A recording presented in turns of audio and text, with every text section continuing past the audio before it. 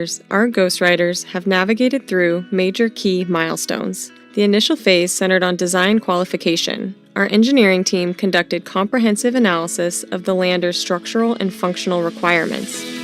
We then shifted to subsystem testing. We validated carbon composite structures on the test stands, verified the landing navigation system on a simulated lunar surface at our rocket ranch, and evaluated landing performance through nearly 100 drop tests. For our NASA payloads, we performed detailed fit checks to confirm compatibility with the lander's design specifications. We began the lander assembly process by integrating our fluid lines, COPV tanks, and avionics with our structural assembly. The NASA payload teams then traveled to Texas to integrate their components onto the lander. Following this, propulsion system integration involved mounting the main engine and 8 Spectre thrusters to the lander. Next, we wrapped the lander with MLI, or multi-layer insulation, to protect its systems from extreme space temperatures. The fully integrated lander was transported to NASA's Jet Propulsion Laboratory for comprehensive environmental testing, subjecting the spacecraft to simulated space and lunar surface conditions. Simultaneously, we began mission operations training, conducting over a dozen mission simulations from our Mission Operations Center in Cedar Park, Texas. These exercises allowed our team to practice operational scenarios and refine mission protocols for game day. Upon returning from JPL, we performed final subsystem checkouts and inspections of the lander, verifying all lander systems and configurations were ready for flight. Finally, we shipped the lander to the Cape, preparing for its ultimate journey that begins today. Once the Blue Ghost lander gets to the moon, there are 10 instruments on board that will play a key role in navigating and studying the lunar surface. Joining us now is Mike Selby, who is the mission manager for 2 of the payloads, LMS and Lister. So let's start it off with LMS. That stands for Lunar Instrumentation for Subsurface Thermal Exploration with Rapidity. Okay, and good morning again. If everyone could find their seats, we'd appreciate it. It is my great honor to introduce to you Dr. Michael Barrett. Dr. Barrett began work at Johnson Space Center in 1991 as a project physician and NASA flight surgeon. With board specialties in internal and aerospace medicine, he worked heavily with the U.S.-Russian Joint Medical Operations and Research Support Groups for Shuttle Mir and early ISS programs. Since joining the astronaut corps in 2000, he has participated in 3 space flights. In 2009, Dr. Barrett served as flight engineer on Soyuz TMA-14 and for Expedition 1920. This marked the transition from 3 to 6 permanent ISS crew members. During this time, he performed 2 spacewalks. He also flew on STS-133, the final flight of the Space Shuttle Discovery, which delivered the permanent multipurpose module and 4th Express Logistics carrier. Most recently, Dr. Barrett launched on the ISS on March 3, 2024 as pilot of NASA's SpaceX Dragon Crew 8 mission and as U.S. segment lead for Expedition 71. Crew 8 splashed down on October 25, 2024, concluding a nearly 8-month science mission. He has spent a total of 447 days in space. Between flight activities, Dr. Barrett held various roles in the astronaut office involving medical and payload science support, and probably most importantly, served as manager of the Human Research Program from January 2012 until April of 2013. So please, let's give a round of applause for our good friend, Dr. Michael Barrett.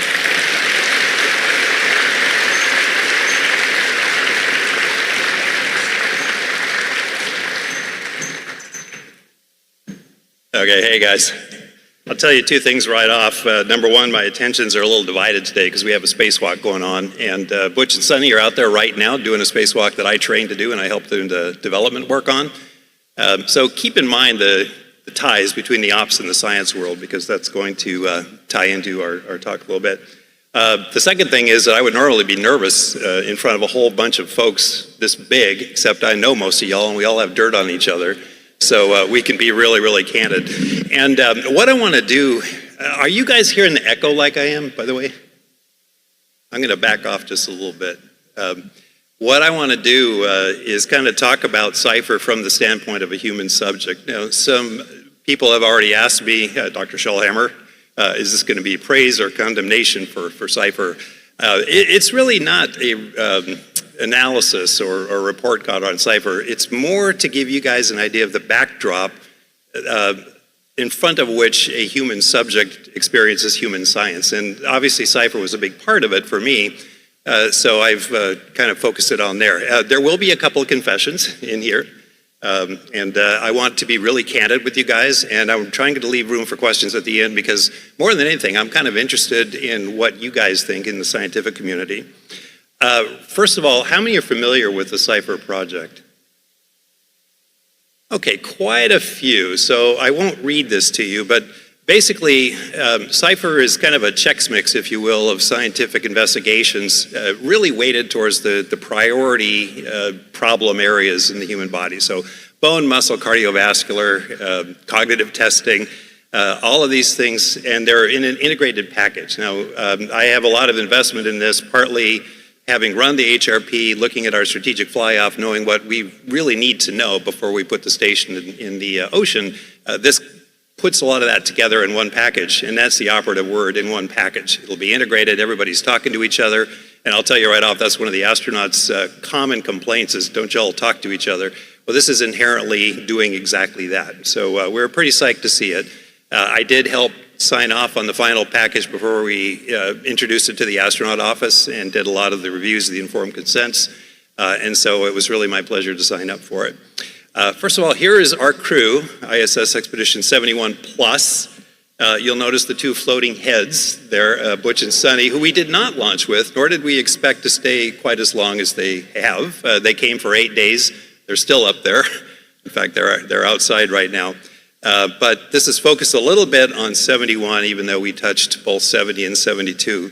Just by quick introduction, Sasha Gerbionkin on the left, our Russian cosmonaut who flew up with us on the Dragon, Tracy Dyson, myself, Nikolai Chub from Roscosmos, Matt Dominic, who's the commander of our Dragon flight, Oleg Kononenko, who is far and away the records holder for time and space, 1,100 and something days, absolutely insane. And I've known Oleg since he was a Russian ASCAN in 1996, so it was really kind of a pleasure to fly with him up there. And of course, Dr. Jeanette Epps. Really quick, I will say up front, we were a very science-forward crew, and every crew designs an emblem, and mostly it's about exploration. There's usually a big Moon, Mars thing, with the ISS as kind of a stepping stone to that.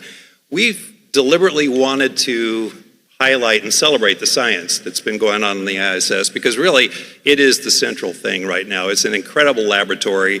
Thousands of people have sent experiments up there, many, many pages of scientific results. And we wanted to, like I said, really celebrate that with our emblem. And you will find the Moon and Mars in there, but the science is front and center. And that really was our genuine sentiment. I like to think of the ISS as the ultimate destination for the scientifically curious. Nothing you do up there is uninteresting. Whether it's brushing your teeth or doing a science experiment or fixing the toilet, it's very novel. It still is. And so it's just an amazing place to do science, and it will be for as long as we keep it. I won't read this to you, but just really quick, this is our expedition summary. The top, we launched March 3rd. The bottom, we landed October 25th. We were supposed to say 180 days. We were up there for 235 days. And the in-between stuff is just all the dynamic flight operations that happened. Each one of those is a line item, but I will tell you that each one of those takes days and sometimes weeks of preparation. And I don't even have the EVA preps that we have on there. So the dynamic operations really consume our headspace for much of it. And when we go to do science, we have to kind of divorce ourselves from this centrality, really, of our operational mission and go do science. We had a lot of curveballs. We had a t-shirt design that said, "Keep Expedition 71 weird." And apparently that has some political connotation, so they wouldn't let us print it. But In either case, we had a Soyuz launch abort, so it was a pad abort. They didn't actually launch right down to the wire, so that's when Tracy Dyson and her crew were coming up. The Starliner was the gift that kept on giving.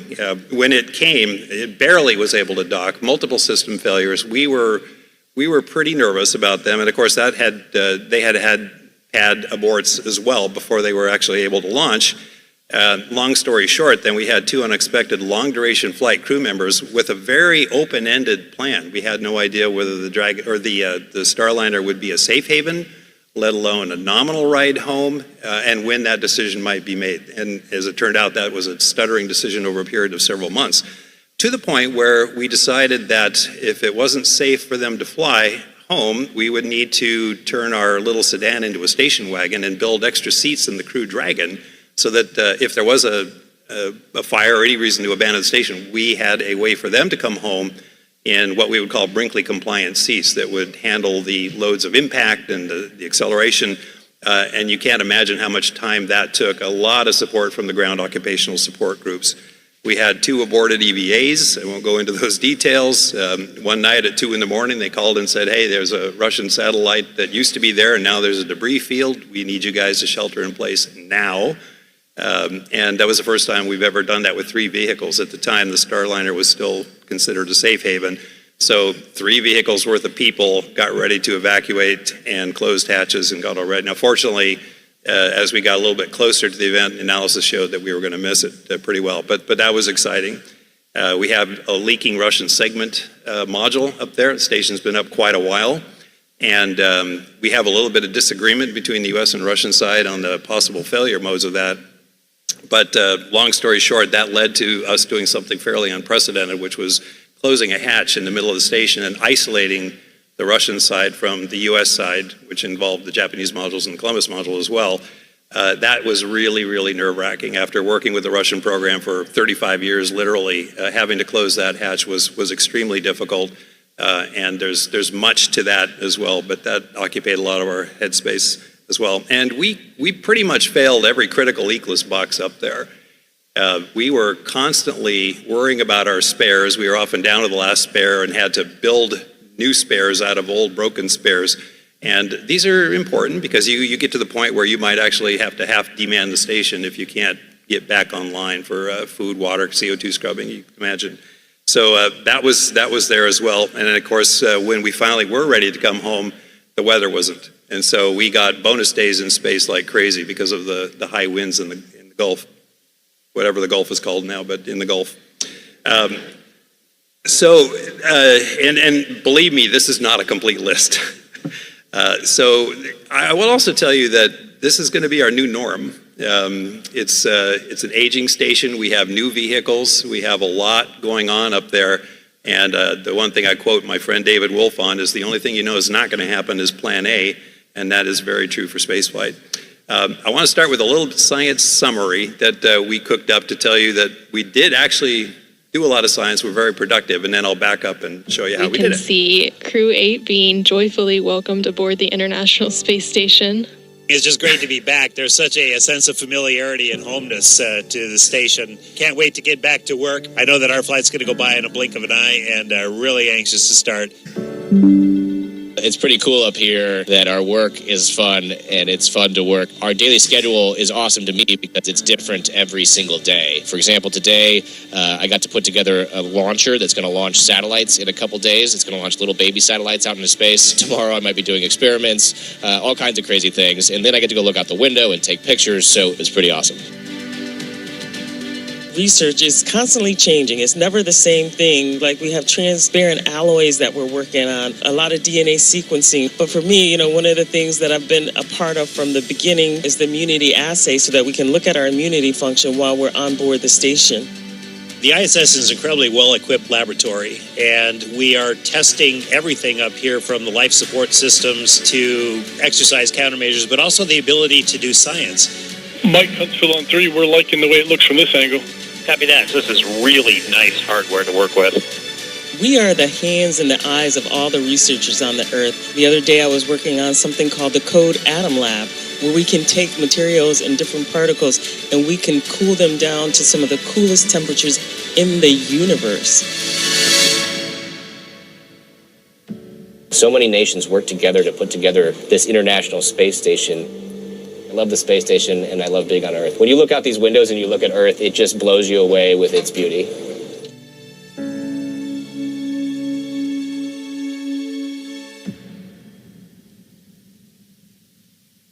You don't have to clap for that. Let's see. So we had a lot of fun. So a couple kind of add-ons to that. If you hear an astronaut say, "This is really nice hardware," what's not said is not all hardware is nice. You know, kind of an understanding of how science hardware works in the ops world. Boy, we can't get enough of that. The other thing, I was cut off a little bit there when I was saying that we're learning how to do science. It's not just the science payloads that we're bringing up there. What we really need to learn is how to do unplanned science. And that was kind of a thread that I was going on. So we'll talk about that a little bit as well. Okay, so why did I sign up for Cypher? As you know, I had a little bit of investment in the past. I think I've shared with some of you that I had this recurring black and white fever dream where like Ben Levine and Matthias Basner and Mark Shellhammer were showing up at my door with torches and pitchforks. Like if I didn't sign up, this was going to happen. But it was also because I had done a lot of messaging to the crew office about Cypher. As the lead medical rep formerly, people were really interested in the package and the good parts of it, the bad parts of it. I walk a very fine line in that I can't try to encourage people to sign up for science, but I have to be informative the best I can. And that's a very important role. And I think we actually have really good participation in general for human research right now. And I think the response from the crew office has been really good. But it would have been very difficult for me not to sign up having messaged that quite a bit. And I'll just invoke the Quaker Oats clause. It was the right thing to do at the time. But I will make a couple of disclaimers real quick, and I often make these. You know, the first thing, as a medical astronaut, I'm bringing to the table, I do have my individual biases and experiences. So I bring baggage to this as well. So keep that in mind. Often what an astronaut says is given too much credence and weight. Be careful with that, especially with mine. The second thing is just my personal in-flight encounters with other people. I have flown with 48 other people besides myself now, and that's not that uncommon for folks from my era who had visiting shuttles, whatnot. And as I've often said, I'm nothing if not a naturalist with a notebook. These guys all know I keep pretty meticulous notes, and one of my joys is watching people adapt to flight, especially first-time flyers. It's really quite amazing. And so I'm based kind of on a conglomerate holistic experience of crew members in various stages of experience, rookies and experienced folks. It's really quite amazing. The other point of this, though, is that there is a very wide diversity amongst the crew office in their view towards human science and pretty much everything else. And that goes for trying to value the merit of the science they're doing. Everyone's got their own biases on that. And handling the privacy, whether it's medical operations or medical science. And believe me, we have extremes at both ends, and we have to respect that. So if people really don't want to sign up, there's usually reasons. We try to explore those, but we really try not to compel, and we have to be extremely careful with that. So one just little note, really kind of kudos to the team here, honestly. The informed consent process for Cypher and really all of the human research we did went really well. Having reviewed informed consent briefings for many years, I know how much work goes into that. Sometimes with my crew, it was probably more resembling the Senate confirmation hearings. There was a lot of drilling questions and whatnot. But that's because there was a lot of interest. And the packages were really well put together. So I really commend that. The other thing is that as I was watching my crewmates really listen to the message, the biggest selling point was a really enthusiastic PI. And whether that came in a video form or real time, which everybody really loved, that was really big. And so when you're pitching science to the crew, we need to know how interested you are in it. And a really flat affect doesn't sell very well. A really enthusiastic one does. That's somebody that you want to share results and discovery with. But in general, I think this process went extremely well. And to be real honest, I was a little bit wary of this after years of watching the Cypher evolve. Now, pre-flight baseline data collection, I call this the adventure begins because pre-flight is really, really busy, and just like in-flight, the medical research, human research, is a part of it that in some ways is very invasive and very obtrusive while you're trying to do something hard. And believe me, the pre-flight training template, we keep making it shorter and shorter, and it keeps getting a little bit more compressed. So this is the biomonitoring suit, which is kind of fun, but I remember the first time putting it on, it was a little exasperating because it has electrodes that you depend on putting gel there and having good contact. If it's not happy, it will vibrate at you. And you really have to get attuned to that and go about your normal activity, because you need to wear this for 48 hours on board and while you're exercising. And you have to learn how to keep good contact, because you want to do good science if you're doing it. So I was kind of learning that in the gym.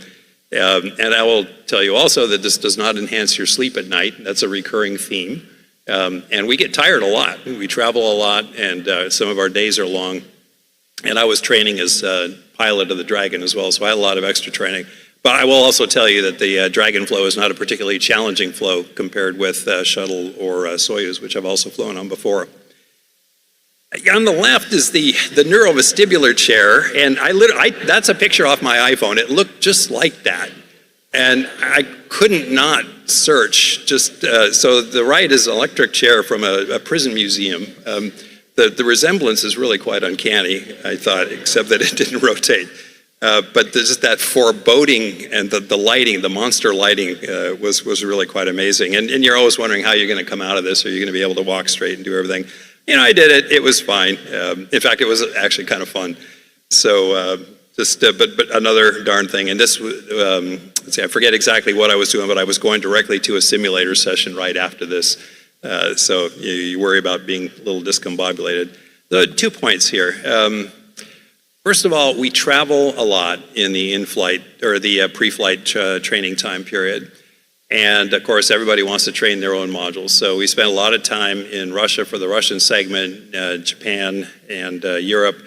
And that means that when you do come back to Houston, you're really compressed. And the human research baseline data collection tended to be concentrated in really short, heavy blocks. So we'll talk about some of those compatibilities there.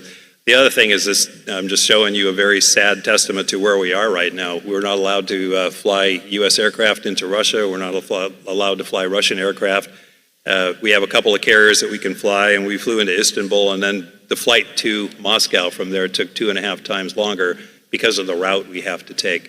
So there's a lot of geopolitical sensitivities that we're trying to navigate as we do this. I think some of you, like me, have worked with the Russian program for several decades, and that's predated many administration changes or world events. It's something that we cherish still, and we hope that this outlasts all the events that are going on right now, but something that we had to carefully navigate as we went along.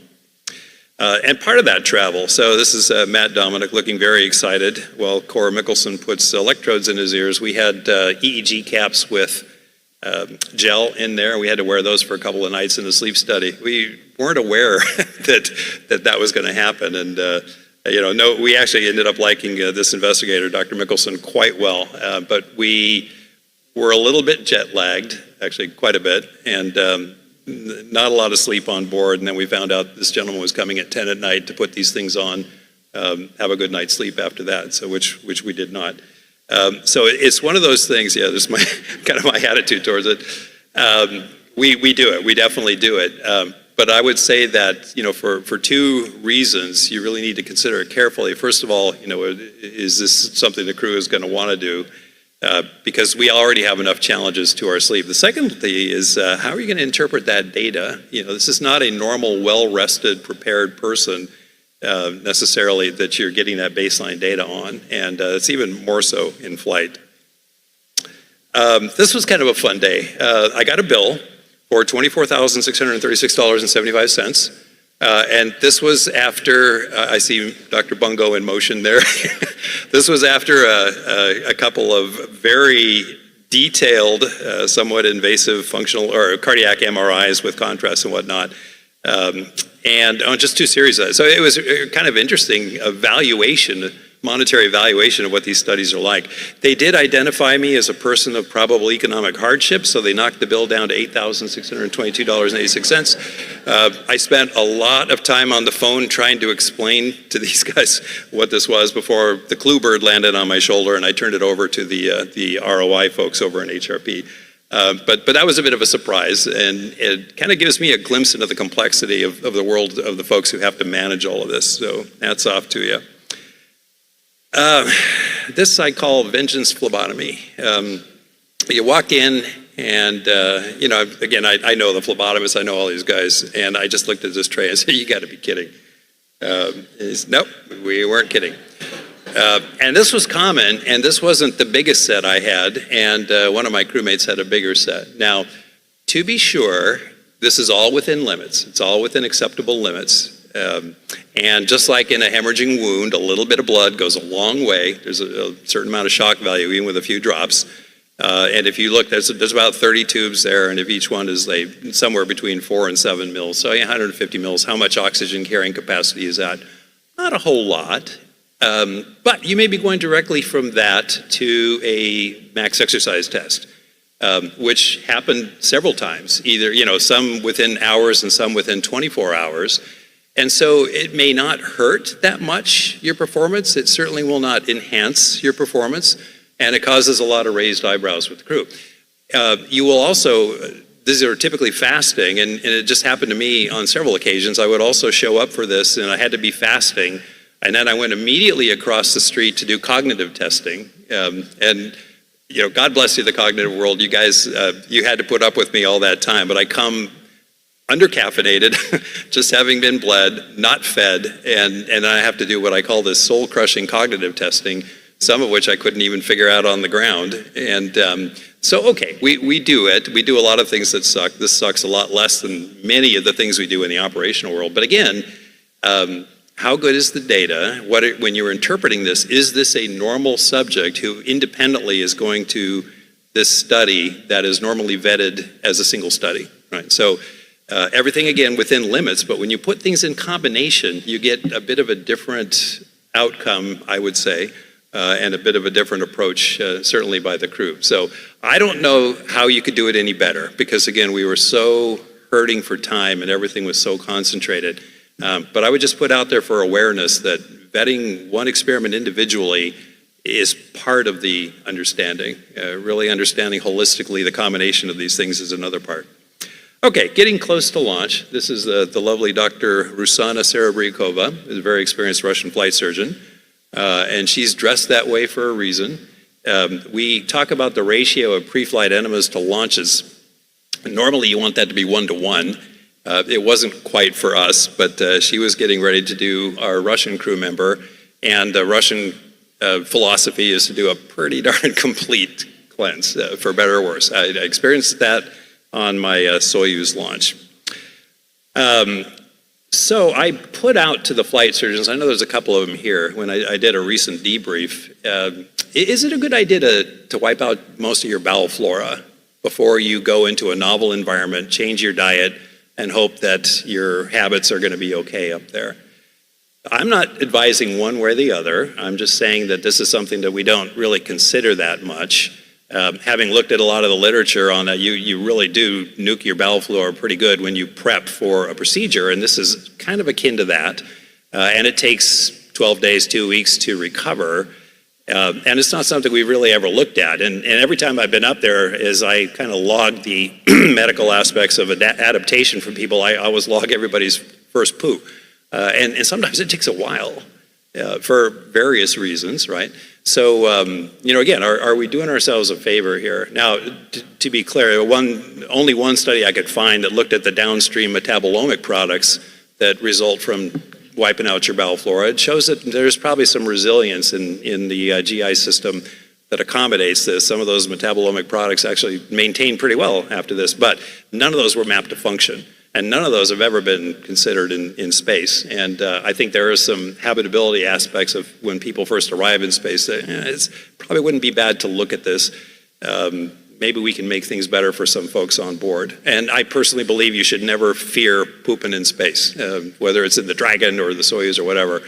that we design them that way for a reason. So I'm just putting that out there. Personal habits, I said there's a spectrum of astronaut consideration for privacy. I'm kind of at this end, the left end for me, so I'm probably a little more open.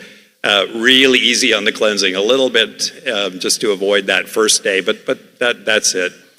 I also spend what I call quality Trendelenburg time. So you get left alone for a couple of hours before launch.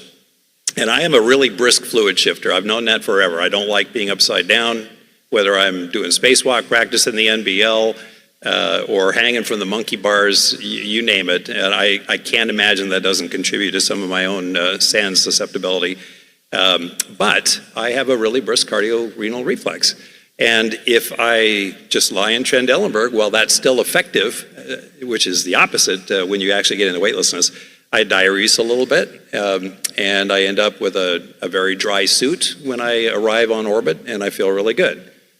Some people worry about hydration, and frankly, I'm not worried about orthostatic intolerance on launch day. I'm not deconditioned. I'm really not that dehydrated.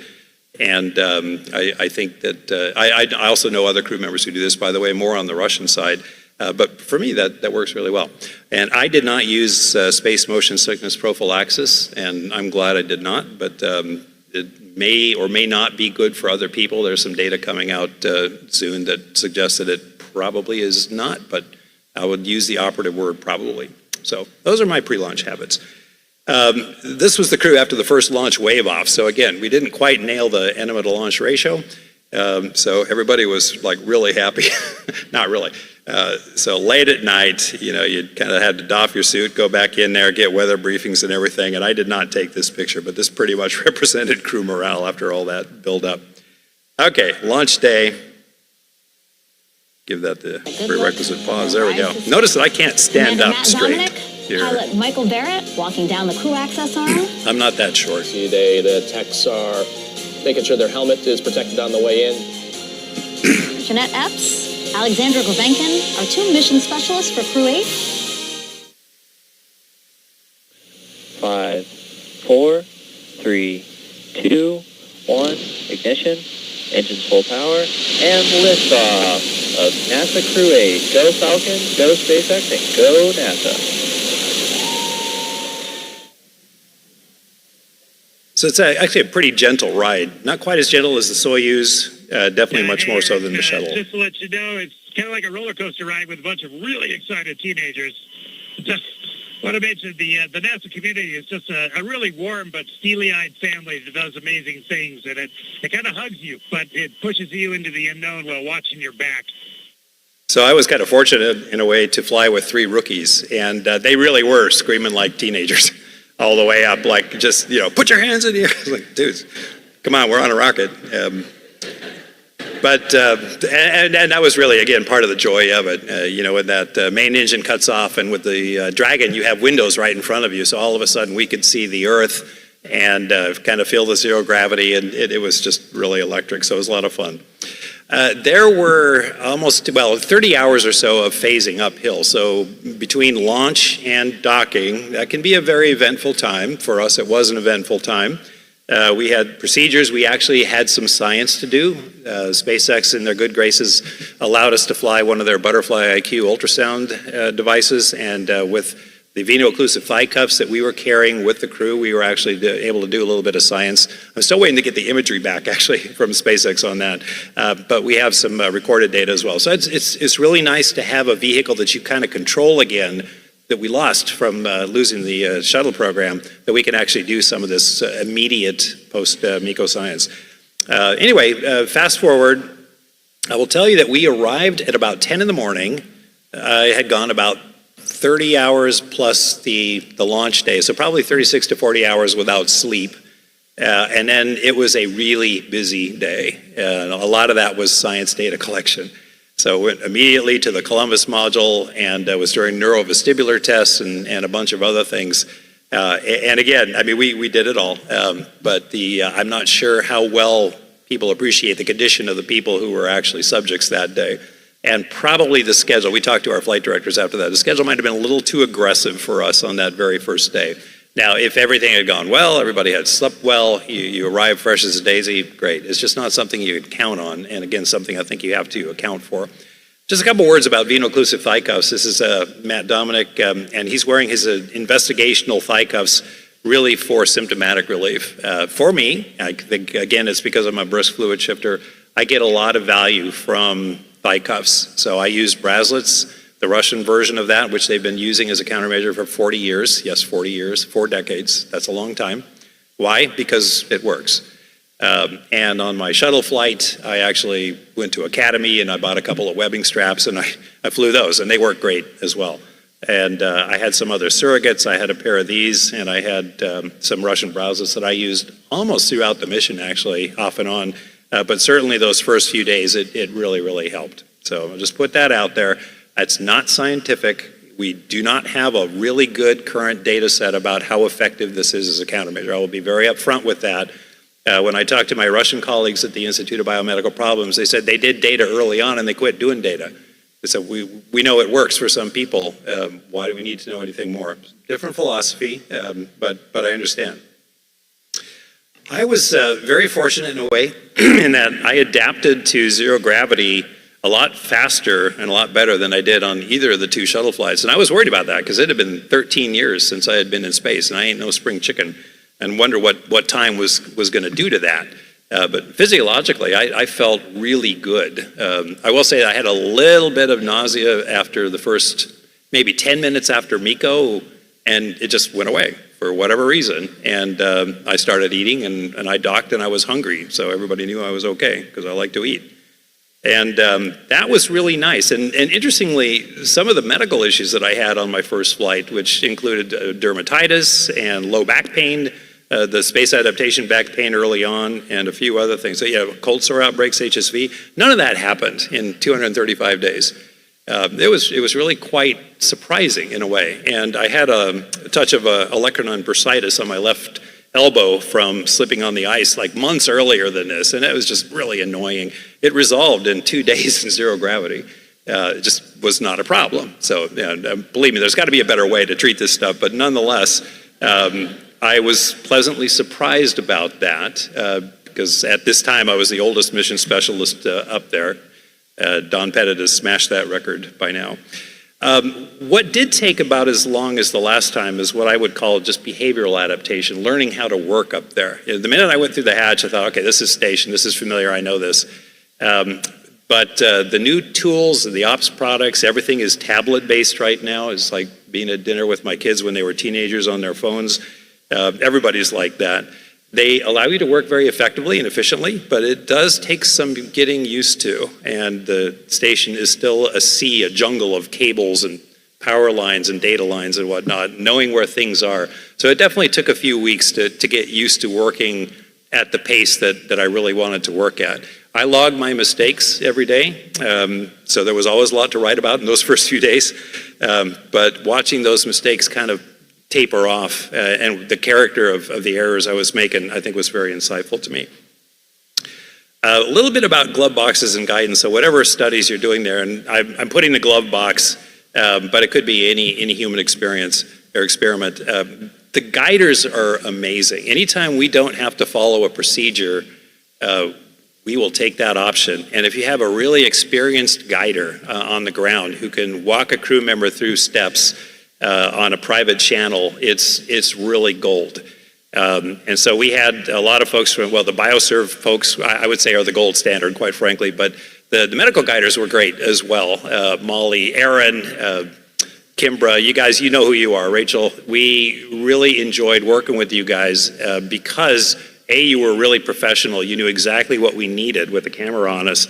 And B, it was candid calm. I remember watching this phenomenon where having a chance to not have to be so professional on open space to ground was just a joy to the crew. And we could trash talk each other, and it was great. So anytime you can substitute that for a procedure, especially a meticulous one that you're trying to get the crew go through, even if you have a camera over the shoulder, go for the guider. I do bring this up as just sort of the background noise. This, my friend Steve Hart has termed the mid-mission mold. You're always shedding skin up there. And this was the inlet screen on my crew quarters one day. And it actually goes on for quite a while, but dead skin is everywhere up there. And you can see the burden of that for a few weeks after somebody first comes up. And so this is, we're all in the same atmosphere breathing this stuff. It's something we think about a lot, but just know that this is going to happen. The calluses on the bottom of your feet go away. You're going to have tender feet for a while. One Saturday morning, I was cleaning it and I saw this. My first thought was Matt Dominic, because this is not the first insect I found in my crew quarters, the first one being a large rubber cockroach that Matt had put there. But this was a fairly good-sized spider, which Matt did not put there, and was just recently deceased. And we found out that we didn't find out. We were trying to speciate this thing to figure out, did it come from Kazakhstan or Wallops or Kennedy Space Center? We're still waiting. It's in the hands of a arachnidologist in Colorado right now.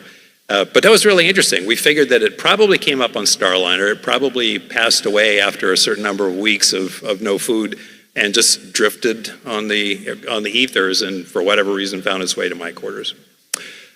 Columbus, where a lot of human research is done. This is what it looks like on a good day in there. You are surrounded by stowage bags everywhere, and we use them as surfaces to deploy whatever experiment we're doing. It takes a while, even though the stuff, when you pull it out, it's actually very nicely stored, mostly overhead Columbus 4 or Columbus 3. And, but then you got to figure out where you're going to put it, how you're going to deploy it, how you're going to access it. I would really love to have some type of a fold-down table on the Columbus end cone where you could just put things like we do in what we call our mini work assemblies, the MWAs, to make that a lot more effective. But just understand, this is what we're going through. And especially when you're trying to position yourself for either ultrasound or the iSafe, like this, the iSafe, you can't see. My feet are between bags down there trying to hold on, and I'm holding on to bungees down there below. I highlight iSafe because a fairly sophisticated experiment using electroretinograph electrodes right on the eyeball. And I was a little skeptical about this, but it worked really well. And Tracy, TC, and Jeanette both got really good at putting those electrodes on my anesthetized eye and doing the optic pressure, the IOP as well. All that worked really, really well. So hats off to the hardware on that one. It's very technique dependent, so well done on the training as well. We did have some excitement when we got all dilated and got those put on, and there was a fire drill, I think, at JSC, and everybody had to evacuate. So we were just kind of sitting there for quite a while. But that worked out very nicely. One observation, and it is just that, an observation, don't take it for true, but a lot of us have found that when you dilate your eyes up there, that they stay dilated longer than down here. Now, never really timed it that well or measured it that well, but that's everybody's impression. And that could be the surround, just the lighting on station. It could be that you just don't clear the drops in the eye. I don't know, but you are out for the evening. And if you're trying to count on reviewing procedures, for instance, the next morning, it's going to be difficult. So a lot of us found that. Science surges. We had SpaceX 30 come with a huge package of science, human and otherwise. And that was just like 3 weeks after, 2.5 weeks, I guess, after we arrived. So we were still kind of getting our legs under us, well, actually out from under us, I guess, and getting used to working up there. And we worked late most nights, actually, while this was happening, because there was so much to unstow. A lot of the science was one-off or not very often run, and so there were a lot of unforeseens in the procedures and the stowage notes and whatnot, so you get a tired crew. Another aspect of it, in the galley, note 1, typically any particle that floats in the galley is food, and we go grab it, we eat it, like whales doing plankton. So on the left is a grain of brown rice, on the right is a mouse turd, and they are the same size, the same color. So those some of the things that you just had to retool while you're doing these science surges, but another part of our world. I show this mostly to show the work surface there. I was in the medical kits a lot for a lot of reasons, some of which I actually made some medical training videos, and we're going to try to figure out how we're going to make those available for folks. But that work surface is just a really good place to do a project. And some of our science actually had us go deploy a glove box on a bogan arm with a laptop desk, and it was very ponderous to try to build something like that. Whereas you've got these two surfaces, they're magnificent. I would add a third up there if I could. They're close to cameras, lighting, comm, everything you need to really get work done, which is really quite nice. A lot of people ask about blood draw. We have a blood draw station that's always out there and very, very convenient to use. All of my crew members really decided to stick themselves. I had to help just a few times, not very often. It's something everyone took as a point of pride. And so we really thank the folks on the ground who wanted to help support this, but you all trained us really well, and this works really well. This is in Columbus as well. Biosuit, okay, it's close to confession time here. When you're wearing this, and I had the mobilograph on there as well, and you're doing something sophisticated, this is the H-bond experiment with kind of neuro organelles, and all of a sudden it's the top of the hour and you have to stop, straighten your arm.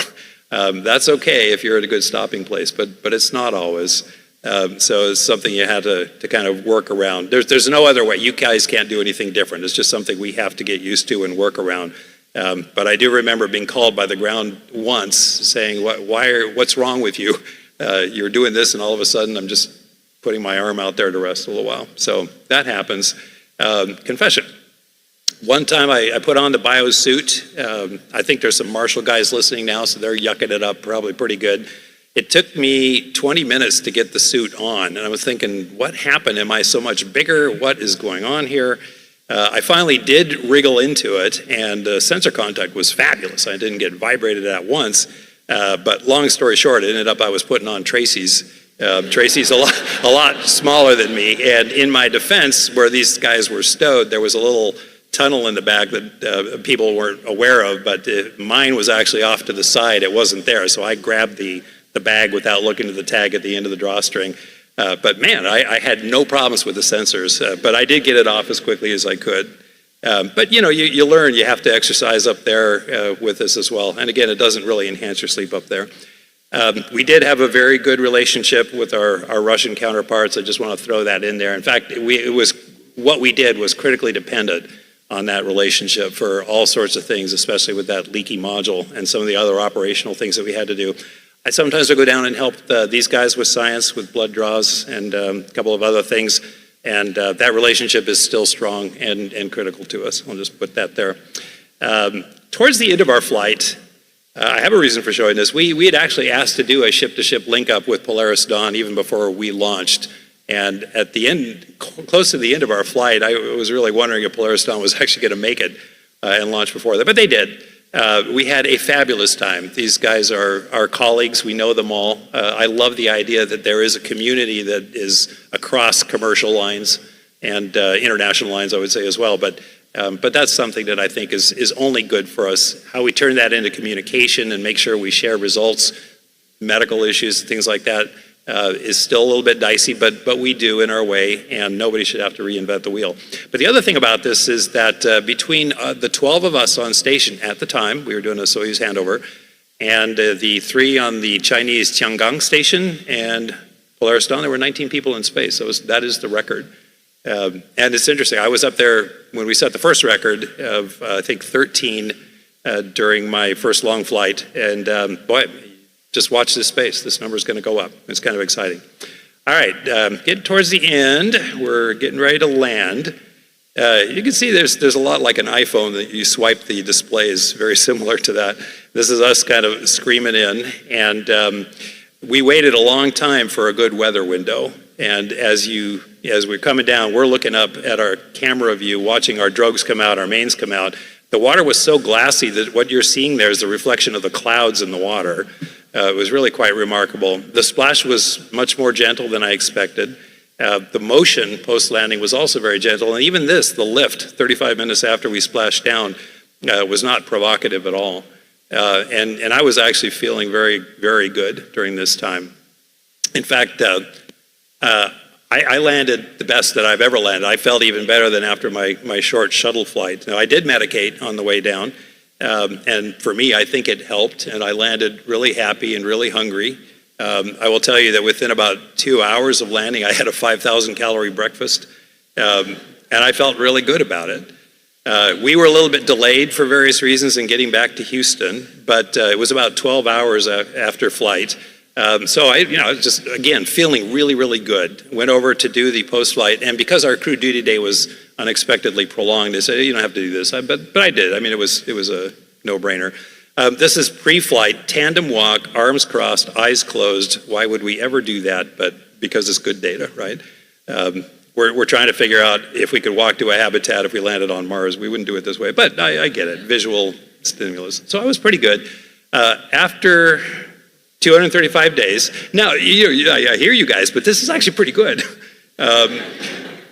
especially for me. I thought this was actually pretty good. Now, again, 12 hours after flight, that's a lot later than we would normally have wanted to do this. And I'm sure I would have been a lot worse a couple hours after flight, no question about it. And we certainly have a number of crew members who can't even make the effort just because of entry adaptation syndrome. But that was pretty good. And I know some of you are involved in these experiments, but I also did I did the rise from fall, and I did the, I forget what you call it, but I deployed the ladder and threw the pack, after climbing the ladder, threw the pack out, went around, got it. Hiked a little bit with it, came back, did the obstacle course, I did all that stuff, and I was just flying higher than a kite. And I went back to my crew quarters, and I was feeling so good. I just started hot dogging around and doing some twirling, and I was really good until I wasn't. And this was, 16 hours after. I can't imagine how many times I've warned crew members to watch out for the pitch feedback loop, the positive feedback loop that happens when you go, say, to tie your shoes, and you lean over, and the pitch axis is very sensitive, so you start tumbling a little bit, and then the weight of your torso kicks in. So your ability to recover from that forward pitch gets a little bit worse, and that makes you go a little faster, then a little bit more pitch provocation, then a little bit more weight, and bam, I went down, got cold cocked by the molding. My wife was there. She asked me who the president was and what year it was, and having answered those correctly, I got this much sympathy. And she said, let's take your mug shot, right? So, and this turned into a lovely black eye. So, bottom line, I mean, this is on my list of stupid things I have done. That pitch axis remains very sensitive, and you got to watch out for it. And no matter how good you're feeling, you still have to be conservative and be careful. I remember, again, walking in, you got to be kidding. No, you weren't kidding. And I actually was scheduled for a max exercise after this. I'd actually had that changed to another day. Okay, so I'm going to close with a couple things, and we'll open up to questions. I'm really interested, again, in what you all think. The relationship with the science community is really crucial. You know, having a congenial, collegial dialogue with you guys between the crew it pays big dividends. It's not easy to do, and your shot at doing that ends up being your informed consent briefing, your BDC, and your in-flight support. So during BDC, if you come ready to answer any question and really talk about the importance of the science, that's really key. And again, those closed channel conversations we have on board, just solid gold. Anything we can do to foster an understanding of the operational environment by the science community is really important. That's sticky. I tried to do that when I was running HRP. It kind of dropped off in a lot of ways, but you really need to think about our world, how your science integrates into our timeline, what the operating conditions are, what the background surround is, if you will, under which your science is being done. And I would really like to see people eager to understand that ops environment better. We have a couple of ideas how we might do that, but again, it's going to take some effort. The astronaut's report card, we get graded on a lot of things. It's a very formal process, the Astronaut Evaluation Board, and it is your skill set, it's your leadership, it's your teamwork, your communication, and a few other things. Participation in human research is not on there, and rightly so. We cannot put that on your grading report because it kind of would be compelling people to participate in research, which we have to be very careful doing. You know, having said that, I think people do sign up pretty well, but remember this, if somebody, especially a rookie who's got a big job, has to be uber qualified in everything, EVA, robotics, and might be commander of a vehicle, and are really worried about their training flow and excelling in those things so that the report card is good. And as we put these on the report card, not just to give a good number, because we really believe these are important. So they're weighing that. It's not a slam on scientific merit. It's really the holistic operational readiness. And this is the last couple things I would put on the wish list for exploration. So science agility. We find a lot of things up there that are unexpected, and sometimes we have time to do things that we didn't anticipate necessarily, and we're surrounded by equipment. But boy, it takes weeks sometimes to get permission to use that equipment to do something scientific. And again, being this destination for the scientifically curious, you just feel like your hands are handcuffed behind your back when you're told you can't use a certain thing to do an investigation that's never been done.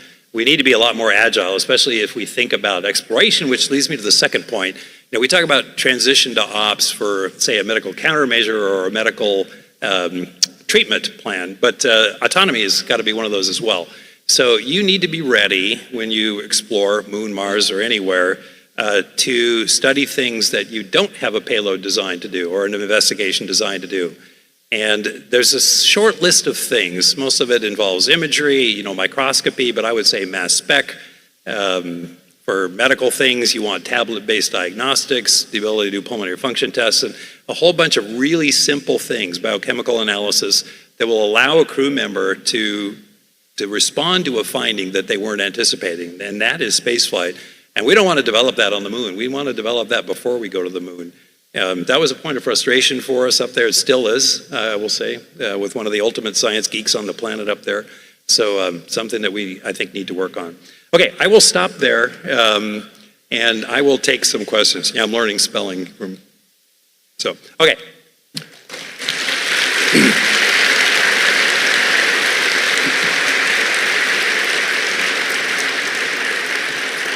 Chris. Thank you, Mike. Christopher Summers. Following up on your last slide, what would be your top 3 experiments that you have not yet done that you would like to do thinking about your science of opportunity? Well, let's see, top 3. Well, I'll tell you the top one I was trying to do. We had a lot of folks being congested sort of regionally, and I wanted to do a microscopic analysis of all the dust on the inlet filters in Node 1 and the lab and everywhere and try to see what that distribution pattern was like. We had this magnificent microscope out in the lab and we couldn't use it. So that would have been one I wanted to do right away. And I would definitely do a little bit more anatomical surveys with ultrasound. Those are my top 2. Let me think about the top 3rd. Go ahead. Yeah. Okay, thanks, Mike. Richard Hewson, PI. I know who you are. Yeah. Not everybody does. Okay, so my apologies for the bad sleep with the biomonitor, but let me tell you, when you put Tracy's shirt on, we got excellent signal quality. So I'm glad you confirmed what my impression was. Yeah, those electrodes were really held nice and securely, and that was really great. But then you switch back to your other shirt. So, yeah. Your comment about the remote guidance.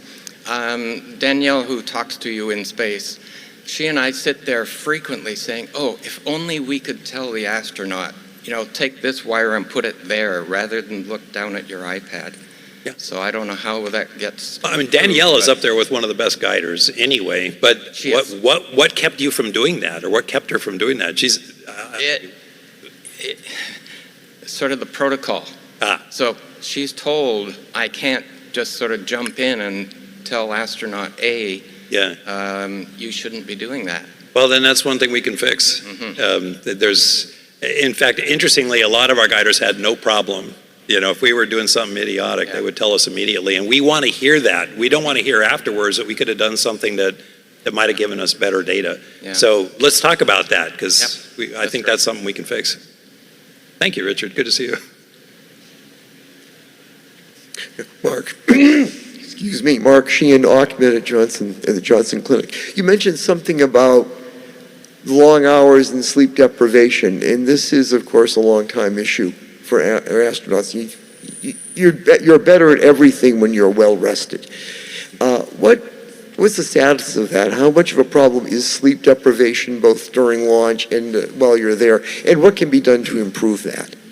Okay, so a couple things.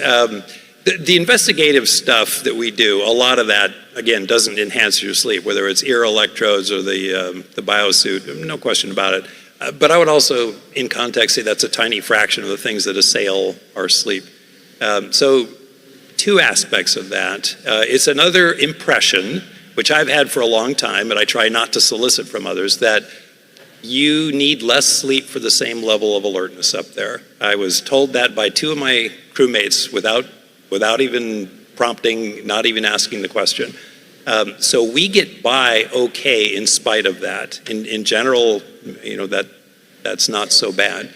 And then the other aspect of that is a lot of the sleep deprivation is self-inflicted. When you get to the end of the day and there's something you really want to do, you're going to stay up late to do it. So I would say that's a large fraction that people may not account for so much and might blame the environment. Other than that, it's just the standard stuff. You need crew quarters that are quiet. That's the main thing, and you need a schedule that supports it. I would like to see lower use of sleepers up there, honestly, but sometimes that's because things are just a bit too loud. So, yeah. Hello. Yeah. Surprise. Hello. Yeah, we're getting left out in the end. Yeah. Sorry about that. Yeah, no, it's all right. I'm Helen Shell, artist. You were talking about science agility and a desire to do greater activities. Is there a desire to do creative and artistic activities up there?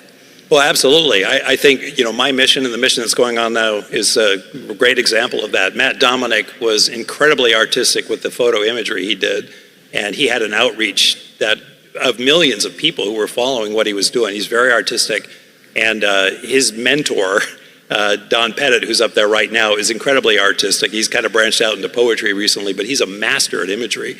So we have the tools, we have the time, and for those that want to do it, it's absolutely encouraged and enabled. Excellent. Thank you. Hi, Dr. Barrett. On to your other side, right here. Right. My name is Mahir. I'm a medical student at Baylor College of Medicine, and I noticed in all your pictures up on the ISS, you were fully clean shaven, and I was wondering, how do y'all shave up in space? Wow, I probably didn't show you all the other pictures then, because typically I did it like every second or third day. Electric razor is really the best. Some people start blades and they move to electric. It's just easy to do, and you do it close to a fan inlet, and it works out quite nicely. So all the hair just gets sucked into the fan? That's the hope. This is what we call a citizenship issue. You want to do it close to a fan, not out in an open cabin. But yeah, just go electric. Thank you. Okay, let's go in the middle here and then I'll go back there. Hi, Dr. Barrett. It was so nice to hear all your words and hear you be so candid and humorous about all your experiences in space. My name is Zahava, or ZZ, and I'm also a med student in my final year. Right. Very interested in aerospace medicine.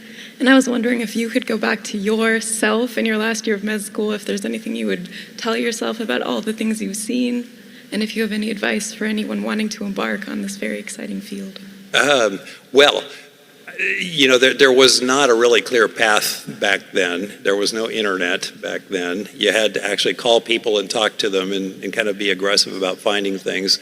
I deliberately went into internal medicine because I thought it would help me learn pathophysiology before doing aerospace.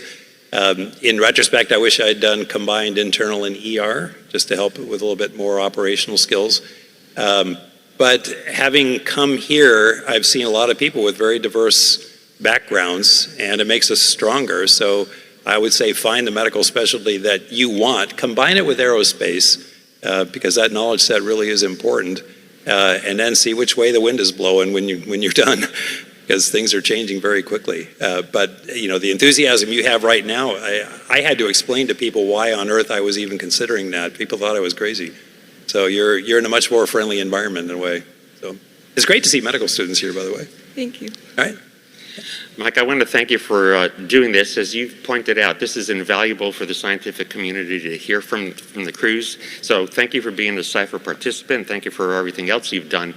My message as an investigator is to the crew to make sure that we do it individually when we see them, but I think as a group, our appreciation for what the crew does, and we are mindful of all the other tasks that they have to do. And I know we seem to take up a lot of that time and be pretty oppressive with that. But we do have the human understanding for that.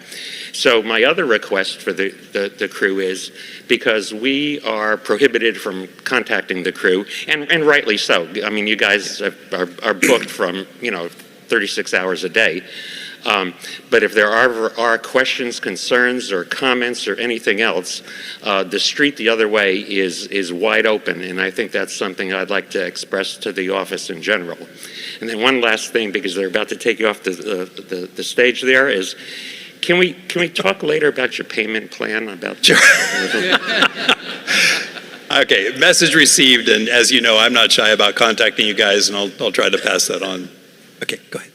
Hey, Mike. Smith Johnston, Woodstock, Georgia, retired. Smith who? I can't remember my last name. Good to see you, Smith. Good to see you, buddy. Your comments on obtaining a spinal tap in orbit. You could definitely do it. Again, it's always, is the juice worth the squeeze? Is it the right thing to do there? And gosh, how long has it been? 15 years we've been having the discussion on implantable device versus doing a tap. You need someone who's been doing it a lot recently. But astronauts tend to have good landmarks, and you can bend them in strange and unusual ways up there. And there's no reason you wouldn't be able to do it. You just need to be ready for what happens afterwards. But potential headache. Thanks. Yep. And then you just lie them flat, which they're flat anyway. Yeah, lie them flat, but who knows what. Okay, can I take a couple more? Okay, come on up. Okay, go ahead. My name is Jake Morellis with Aviar Technology, and my business is XR. But just for a moment though, I do want to say that sitting over here at the side of the room, I couldn't tell whether you said that you prep for space flight or crap for space flight. Prep. So, my question is somewhat mercenary. Did you have an opportunity to do any work with any of the HoloLens technologies and virtual reality and augmented reality technologies on board for procedures? And if so, what was your experience with that, good, bad, or ugly? I did not on board. I did pre-flight. I did a lot of evaluation with them pre-flight. So I'll try to marry those two experiences. When you're doing a procedure, you really want a really good visual path to your work, what you're doing. And my impression was that the HoloLenses were a little bit in the way of that. And the alternative, now for some people they love it. It was probably more of a newer generation of folks. But with the current tools, if I have a tablet right there and my work right here, and I can just do this, that's probably what I want, because the tablet is so multifunctional that it can support all sorts of product activity. Mm-hmm. But that's my limited experience without having the direct experience. Okay, so. Thank you. You're welcome. Hi, Michael. My name is David Kipp from ANU, Australia.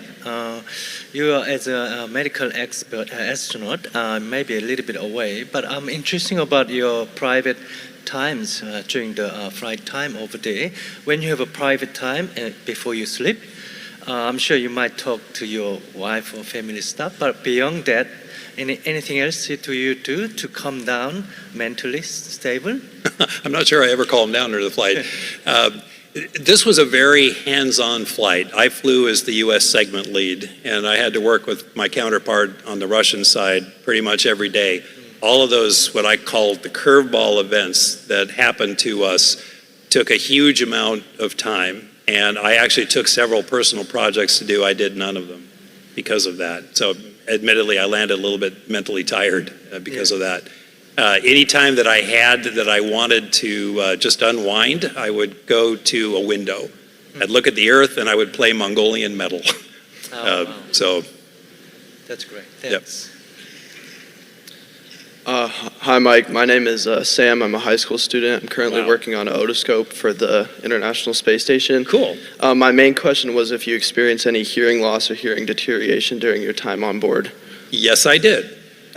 So interestingly, we do this thing, on-orbit hearing assessment, and my hearing got worse after that, always. Why? Because for some people, I'm one of them, we get ceruminous impactions of their earwax, and when you put that UHA probe in there, it just pushes it a lot further down.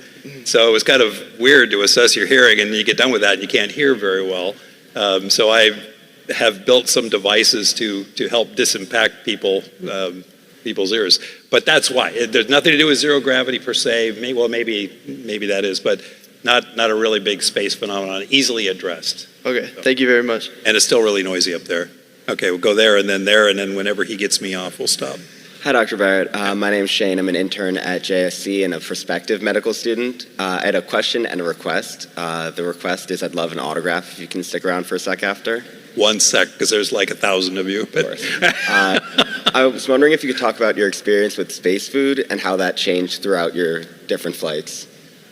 Well, I'm probably not a good guy to ask, right? Because I eat anything that moves, and I'm well known for that. The space station is the best place to eat off the planet. It's never been better, and it's never going to be better. You know, you have all the international partners, so we have European food, Japanese food, Russian food. Some of that is to die for. We've got a really wide variety of menu items, and some off the shelf, and we get cargo vehicles about every 8 weeks, which bring you fresh food. We always share that as a crew. My first flight, I started I was probably settled out at 4,500 calories a day. This one, it was like 3,200 calories a day. I got no problems with the chow up there. In fact, I would tell you that if anybody complains about the food on station, tell them Barrett says they're full of baloney, because once we break orbit and go to the moon, go to Mars, it's going to get worse. It's really good. Favorite space food meal? Man, I liked a lot. Everybody loves shrimp cocktail, the Russian stews. Lamb stew is amazing. The fish that we have up there now is really, really good. Curries, things that are really flavorful and savory. Food is good. Thank you. All right, hello. My name is Will, and I'm a high schooler from Buffalo, New York. Wow. Yeah, it's pretty far. I'm here working with the NASA Hunch program as a high schooler to create a project to improve mental health. So our project is a sleeping mask that implements multiple treatments to try to make the environment around your head, nice and comfortable. So can I list a couple things and ask your opinion on how you would feel about them? Sure. Okay, so... Remember, I'm an N of 1, though. My opinions are free and worth every penny. So don't take it too far. Okay. Okay, all right. So one of the aspects of our sleeping mask is it's actually a hat, very comfortable hat made out of like silk that goes all the way around. And in the folds, we have these non-invasive kind of headphones. They don't go in your ear, but lay on top of them. And I would like to know if you would be interested in wearing something like that on the space station that could play some slow instrumental music or brown noise or something like that to block out the kind of noise you were talking about being up there. Sure. So again, personally, I sometimes, so it depends on who you ask. As the U.S. segment lead, I was in a crew quarters that had a speaker in there so that if alarms went off or comm came, then I would hear it. Didn't always work, so I opted never to put anything in my ears for sleep because I really needed to hear the comm or caution alarms, which were kind of quiet sometimes. Once we got more crew members up there and we got to the point where I could share that responsibility, then I would use a noise-canceling headphone, and it really helped.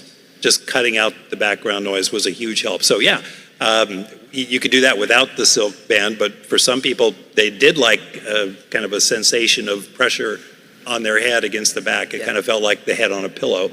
So some people would absolutely do that. So I don't know if you're familiar with Orbeez. They're kind of little plastic balls. You drop them in water, they blow up like 10 times, and they're like these gel balls. Mm-hmm. We kind of filled the front of our mask with that to be, I guess if you don't know them, I don't know if you know if they'd be comfortable, but the idea is to have that hat and connected to that, this mask with Orbeez that has elastic attaching in the back. Do you think something that's like a hat over your head with a mask attached to the front would be something that you would wear, or is that too bulky? It's not too bulky. Bulk doesn't matter that much up there. Some people absolutely would.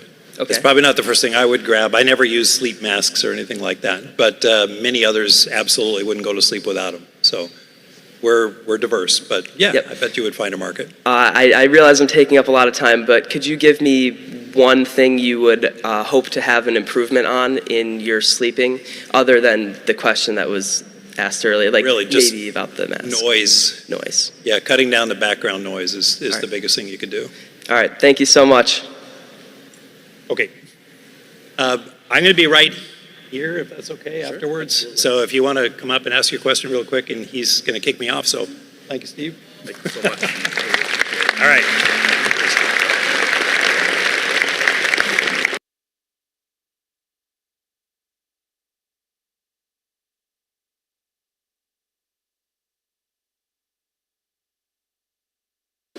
You call that the cabin all the time? The very back, yeah. Okay. That's the cabin. It's from Gemini and Apollo testing, cabin simulation. Okay. I see. Okay.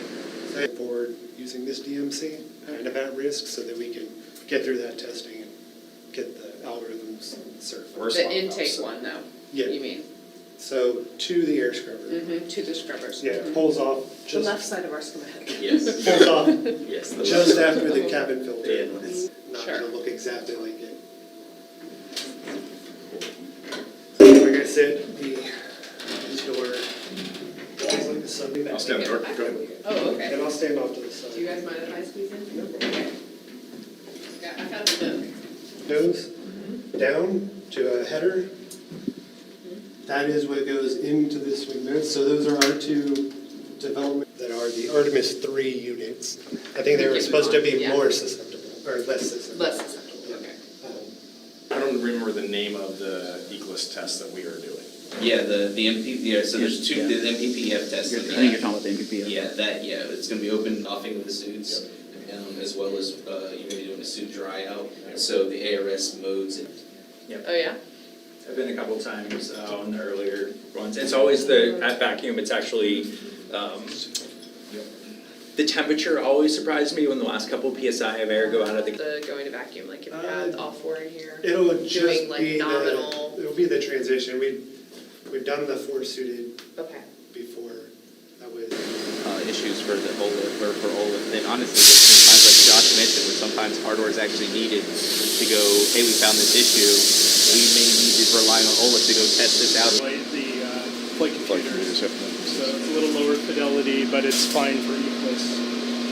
And then this rack has the Semi-O pump, which I don't know that we've found anything yet that we've had to take back. No. But you like have a counterpart at the ITL. Like, do you have someone you would call? Like, let's say you just had a question about that, or you needed to interface with the ITL.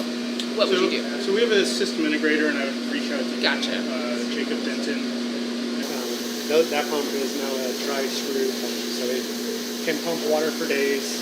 Which is good, because it will. We'll be giving it water. Or I've used the same type of pump to answer by midweek, but I think those answers are they're ultimately going to be, we can't definitively say where the leak is. Do they ever voice code the valves? No, they couldn't get in there. This is our control room for this chamber. Touch requester, Ephraim. This is his station. And then in the middle section, for EMU testing is the weight relief operator, or quality, electrical. This is tied to a switch so they can reset it without having to unseal the cabinet. I love it. Talked about in FTP last week freezing up the vent line during desorption, and how that was going to be a part of our day one test.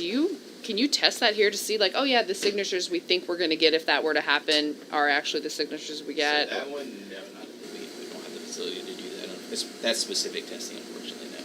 But generally, I would say most of our testing has been focused on, like, a lot of the... Say something that it was called before OLED. Well, the test series was called VPIST, which was a vacuum integrated pressure suit. Yeah, vacuum integrated pressure suit tech and control. Pneumatics commanding. Yeah. And telemetry. Yeah. Amazing. It took a while to wrap my head around how those controllers are tied to each valve, but it's pretty rock solid. And one more, 2, 3. Thank you. Cable and different routers. Exactly right. So that's exactly what. Let's jump through that again. We're going to talk about some of the contingency costs. What's highlighted is the S-band system, and I want to break that down to a more simple display so we're not staring at this. 4 are forward-facing and 2 are aft-facing. These 2 are going to be on the crew module adapter, and these 4 are going to be on the crew module front shell. Those are directional antennas, so we can steer those antennas. And I use the word steer in quotation marks because we're not physically moving anything. We're using a process called phase shifting to actually, antenna's active, all of the other will be in a standby mode. That's the antenna that will be utilized to try to achieve conflict ground, okay? CCM. These guys are constantly messaging each other back and forth to really... I'm curious, since he's yes. busy, he doesn't know. But, nope. Okay. That's one of the ones we probably Yeah, just so had up. those master ones, those contain all of the... Okay. Don't go down here and just start doing stuff. It's not even just there. go ahead and skip it. Okay. Yeah, Okay, let's help good. swap. Okay, great. Let's go ahead and press the procedure. And this will be our last case, and we'll schedule some more. Yeah, like two more minutes? Okay. Or is that a question? I think maybe the big question mark you see over my head right now is this number here, like in this example, 7093. Sure. That's still hard written in. That's not, like it says store desired void this. Yep, and reporting all of that. Because the DCM told the one CCM to go to maintenance mode, and that was what happened before the other one took over. Yeah, so my intention is to try to have you do each one of these lessons in team or in pairs. I'm gonna start super big picture. Yep. Airway, breathing, circulation, Yes. airway, breathing. Let's just make sure, can they talk, can they breathe, can they look at us, are they responsive? Yep. Those sorts of things. And I guess it's maybe not a body thing, it's more of a system, but that big picture is making sure, like, if you think it's a shock situation, that you're not gonna add to it by trying to blood pressure cuff on, and I love it. ask us that eventually, but. And then if we had Christina, I would have Christina start talking to ground, because no matter what, there's just a lot of blood. So I would get embarrassed.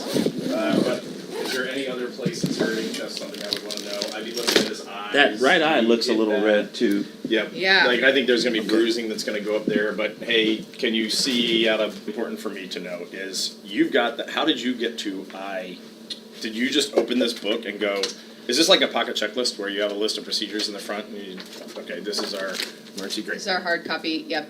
I watch. Oh, good. But honestly, I didn't think of that until you guys started talking about it. What I was looking for was a cotton swab. Yep. And it's actually repeat that process 6 times. This is only one eye we're concerned about, right? Your left eye looks good, looks nominal. Foreign body is visible. Go to 28.2.250. Yes. Eye procedure step 2. Let me see if The cuff is actually designed for It's the upper trying arm, hard. but it can be used on the forearm too. You just want to make sure it's closer to the elbow than the wrist. Bleeding. Well, he's not actively bleeding, but there's blood there. Yeah, there's blood there. Give me a paper towel. It's recommended because the specular protects the camera, but it might really limit your field of view in the mouth. Okay. Video. It's not there.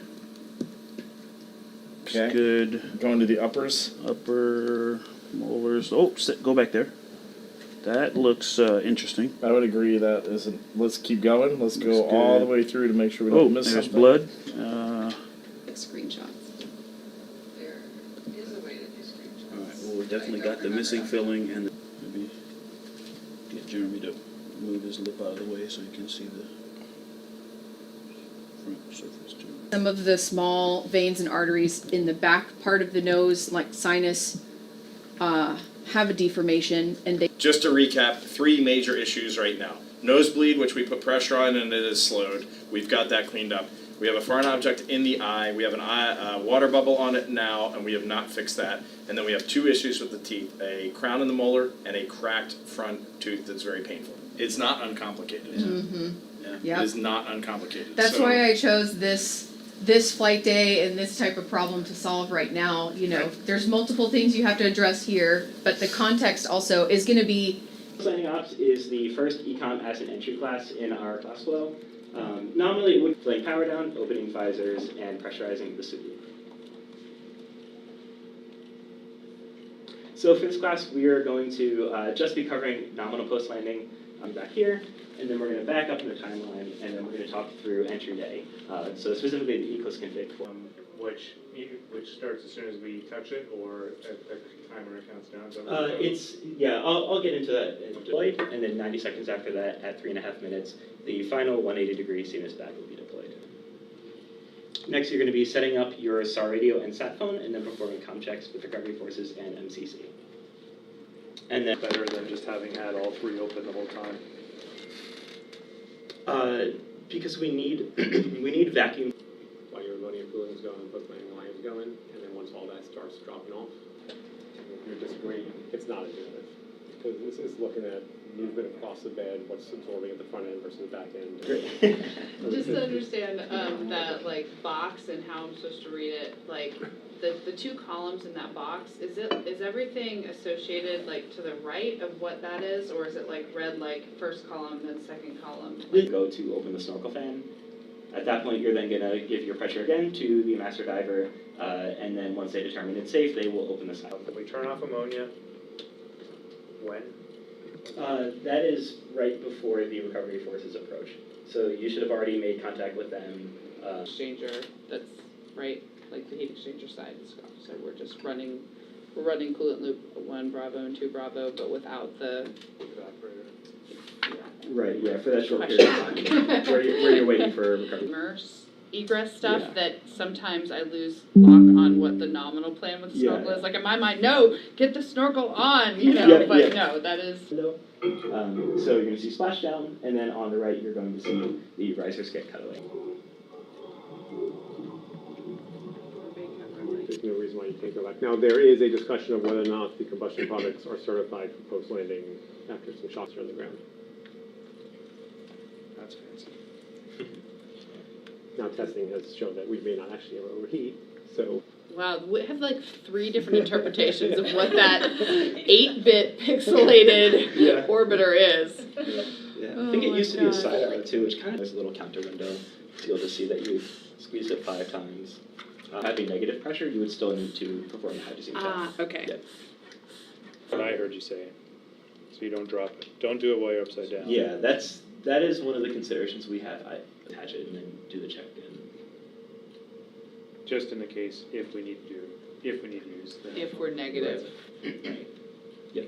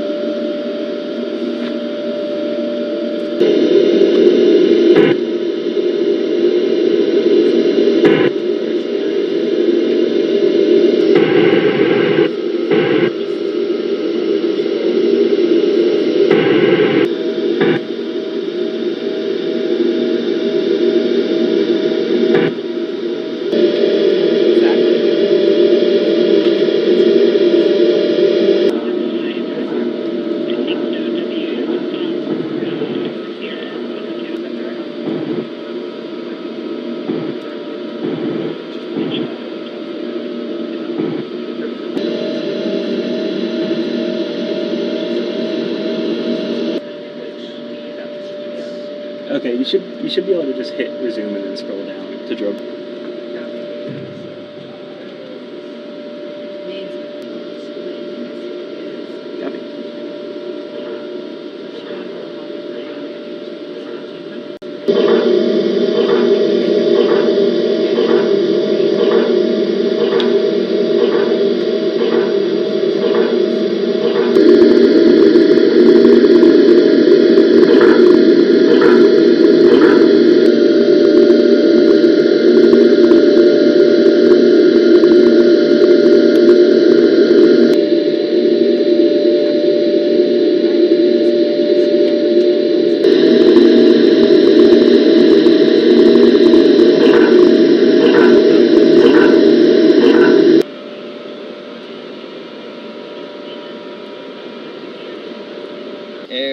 drawn in on these the perimeter vents here, and those are the vents that you never want to cover whenever you're changing out the fecal canister and you're realizing it help prevent liberation. Toilet system will be activated to draw particles into the air filter prior to removal of the barrier. However, They already did that. Oh, no, we're talking about venting. Sorry. they should be purging the waste tank right now. We didn't put every little step in there because we've done it before. And the note, just to Would be in 7.2, right before the step after. It says deploy items in the hygiene bay. It says per stowage table. but cleans it off, right? Yeah. And our runtime is limited to what? 30 seconds. Yep. Then we. We'll just go ahead and do a set.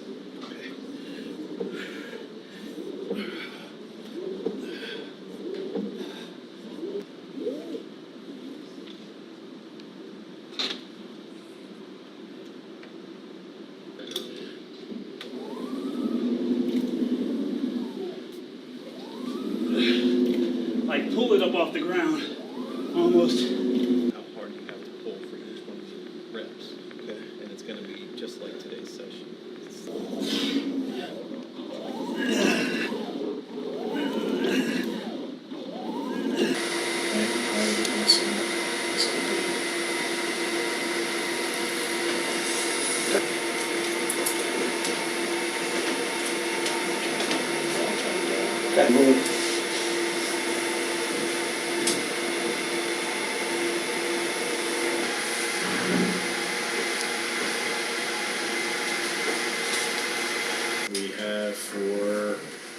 We are 41,541 miles from the moon, and then back to Earth.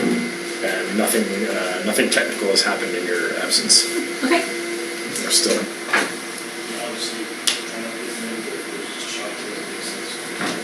It's going to stay the same as inertial. And then for attitude, yaw is 355. Hit.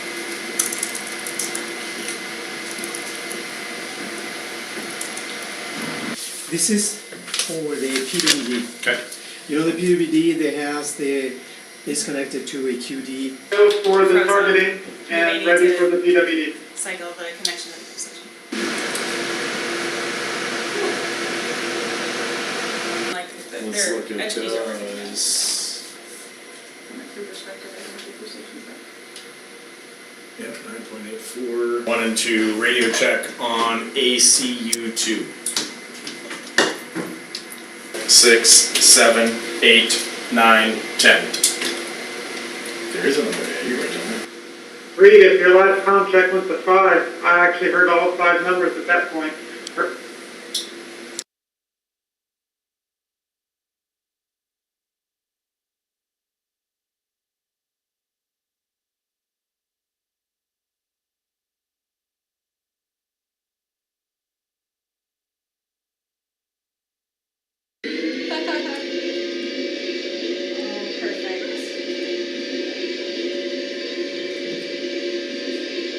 And Jeremy started back up with exercise while Christine's on the phone. Perfect. Yep. That might be. No, that would be before. So it might have grayed out.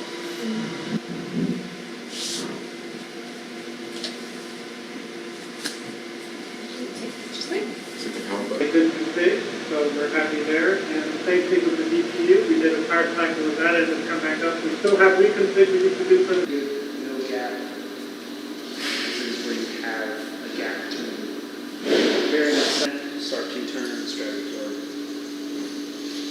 And this one's harder than the center pad because you don't have all the leverage on that pad. And a tiny force can be enough to misalign that side pad. And we've seen that on one of the last 1A, 1B. They weren't able to get the side pad on the first EVA. So put it back in the bag, came back the second EVA with a little bit more knowledge on that technique, and we got it. The person doing the collar rolls is EV1 in that picture, is that right? Or is it EV2? In this picture, EV1 so yeah, in this picture it'd be. So, not quite.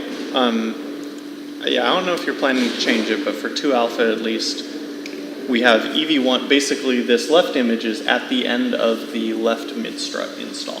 So you have EV2 bolts. And the way we had it was, at that point, we'd have the APFR crew member get out and start doing bag cleanup. Because you can't do MLI or anything until we get both sides collar bolts driven. You're trying to convey about the BRT. You said you need a BRT to the mid-strut to install the collar bolts? Yes, because when you were installing that mid-strut to the mass canister, you have the handrail that's on. Ooh. So, and they're wing tabs, so there's like a 1-inch tab coming out that makes it easier to run. Interesting. Okay. Yeah. We saw one of those got bumped on an EVA. We were right there. Real. I mean, no, not that real. I was surprised at how close they were. I don't know why in the pool it seemed farther away, and the real thing was like, we are up there. Like Yeah. you are that Right far from there. bumping it.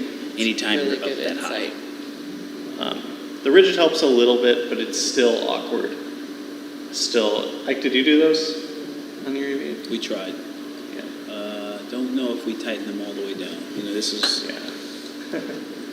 yeah, the very first one we could not fully install, and we every time someone says, you know, the ratchet, because we were like, we need the ratchet, and they were like, no. We kind of, you know, they hadn't done the analysis, but it was like, we just need more torque. We know we need more torque. You know? But so I think also like the internal mechanism of this thing, the teeth have to fall down a certain way. Yes. And I don't know if we got into where they weren't, but I don't remember if we got our, you know, that little tab that can move until you. Give you enough slack to uncoil this one piece of tape here, and that's what we're going to route it out. Does that make sense? Yeah. But there's still 2 D-rings on that adjustable, and there will be a 3-hook on that other adjustable. And the 2 adjustables that are pictured there are on the cables in that way, like, or is that top adjustable already out there? The top one is, Or it's on the mounted it's on the bracket. mounted Okay, so that one will have the 1. yeah, and then for DDCU in the pool, this is where it's going to be. So you'll grab the DDC jumper, or sorry, you'll grab the cable bag. You can temp sew it over here, grab the DDC jumper out, and do this task. Remembering, I need to.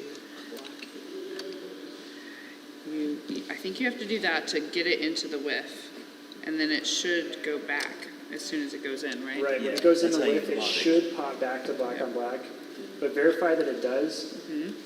I'm doing this. Well, as long if it, I guess we're not. You wouldn't even have to pay attention to the clock. You'd be like, well, that didn't go. But So, the only time you need to twist the collar is when you're pulling it out of a whip. but So wouldn't you it should have gone to just black on back on its once own? you squeeze the paddles, you pull the paddles, pull it out. Yeah. And now when you let go of the paddles, the latch dogs are out, ready to install. And like these are locks, so to get it in, I Well- gotta have to go like that, right? Actually, no. So they can squeeze in, but they've popped out. But they're spring loaded, so right you can now still they, install. Cool. I didn't realize that. Okay, got it. Okay, so black on black for install, and not locked. Well, you'll do the pull test to verify it's locked, basically. I'm very confused. How is that locked if that went in? Because they're spring loaded, right? So when I was manually pushing them in, they because pop back out. okay, got it. So Yep, you'll do your that- pull twist test. Okay. And that verifies they pop back out like they should Yep. have. And now has to be unlock and squeeze the paddles. Got it. Okay. And it kind of, But if it, yeah. Yep. Okay. Cool. Good. Freaking good review. Ooh-wee. It's like the muscle memory is there, but the memory of like the exact steps is not at all. Okay. Okay. It's corner, which it should be the most natural motion for you, you're in the correct config. Oh, And then you can see where all of the rets are choreographed, and we want those in the specific topography that We talked about, okay, there's another strap. and we have hooks in the procedure to tell you when you can unret each part as we assemble. Yep, and then, so that side there, the L7? Add on the strut side is thicker than the mounting bracket is. Yeah, so it you can't sticks out flush, yep. isn't. So you really got to use the black line, which may be broken. It's Oh, there's a lip the there? tab here. Ah. I noticed this before, the tab doesn't slide. It doesn't actually slide in on this one. The other side it does. Okay, So I yeah. don't know why it was like this. I don't think it broke off or something, but. All right, that, I was gonna say that, yeah, it does seem good. These pool mock-ups have far outlived their design life. They're like a Mars rover. Keep trucking. Yeah, see how that tab has like a stair step too? See that point at the end of the bulge. Yep. It's barely visible. Let me see something real quick. Let's see what it's going into. So it's just a big old hole. I wonder why it wasn't. Oh, this is so uncompliant that it could actually hit Itself. the outside of the whole thing. Okay. And you'll Counter. We'll go to.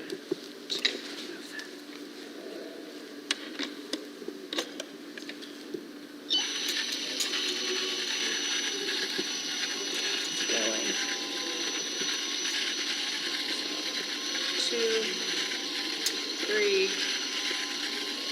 4, 5, 6.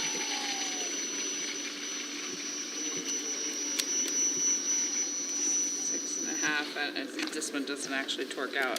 Like if we had a giant number 3 Phillips, we could hold that and maybe get it tight, but that's okay. It's snuggy fresh. And there are 2, right? Like that one I need to do as well into the other hole. The other, should just go through the other hole. Yep. That's Okay. why And I'll go over there, but just to look at this goes in and then Yep. this folds on. Right. Okay. So you bias it towards the right or left. Sorry. So another. I think I'll. And just GCA me if you need up or down. A little up. About 2 inches up. You may have to help it. Just kidding. Oh, okay. So yeah, what you can do is you can pitch it up. Yeah. Yeah. Yep. There you go.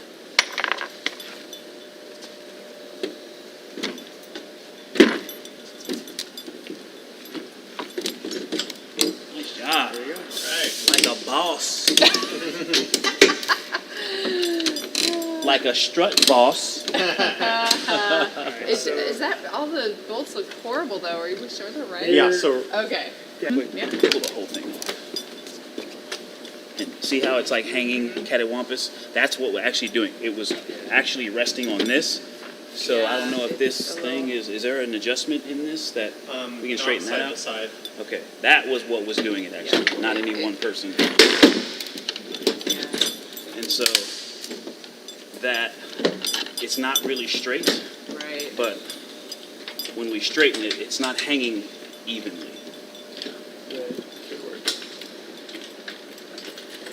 Which in the pool and in space hopefully will not be issues. I agree. Yeah, and your Now, APFR position I'm doing is going to be up a little bit higher, and you'll basically be able to lean over the mounting bracket. So I'll be And- kind of up here. Yep. And this doesn't And go then- flush, right? It doesn't go flush, but you can No, go pretty can't- far. Yeah, you can go It farther can go than this. down Yeah. quite a bit. Yeah. Yeah. So we had it through part of the way, which after part of the way, it's just a The finessing. flight ones, they like took them, put them together, and then outlined with Sharpie where it's Nice. supposed. So you actually see where this should actually be. It'll Okay. put you exactly in the spot that you get. You know, you can mate the threads. Okay, I'm through part. I'm just gonna keep pushing. And if I need to go forward or aft, or Problem is, it's I'm just gonna fist. hold. Yep, Makes you feel pretty good. And then that thicker thing lining up with that. yep. That and, was the part that's that the couldn't wiggle happen. that you're trying to get. Okay. Yep. Yeah. I had the screw through that hole, but I didn't have the wider shoulder through that hole. Okay. Okay. You got the strut. Okay, I'll just strap. Okay, so the same, because, so now finding that shoulder is crazy hard. is Yeah. where I So want to that's be. engage. This is where I'm at. And I would love to know, so this is the part, this wider shoulder is not going through this. Okay. And just to make sure that's true. Now it's still, it's not even close now.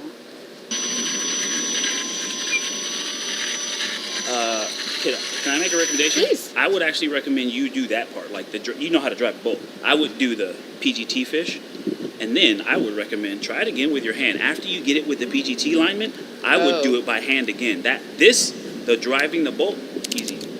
And we're gonna, unfortunately, we don't have the metal ones in the pool. We're gonna have these. Now I know where the goal is, though. Yes, yeah. And I tell you, because like this is one of those things where you're going to do it for 30 seconds, and the diver's going to be like, "I help you," boom. And this is I'd rather sit there with it and feel it out.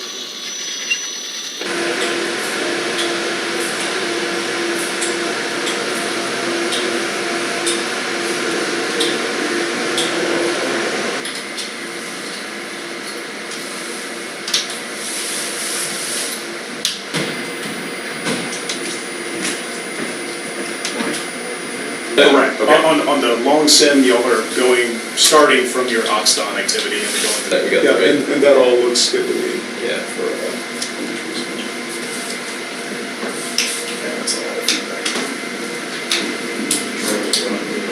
This part should be the same. Yeah. I just didn't want that static. Let's see, does this do it too? Right. Get some stray voltage. Am I getting any stray voltage? Yeah, stray voltage, same. So C4 is lighting up every time either one of us try to talk. We're getting close to the SMSEP ATP. It'll be widely available, it'll be fine because it won't be classified or whatever. Yeah. So we have commanded go. So if we start, we can just have Houston, Orion on Orion to Earth 1 and 2. All FCMs fail. So that's literally all you can complete the mission.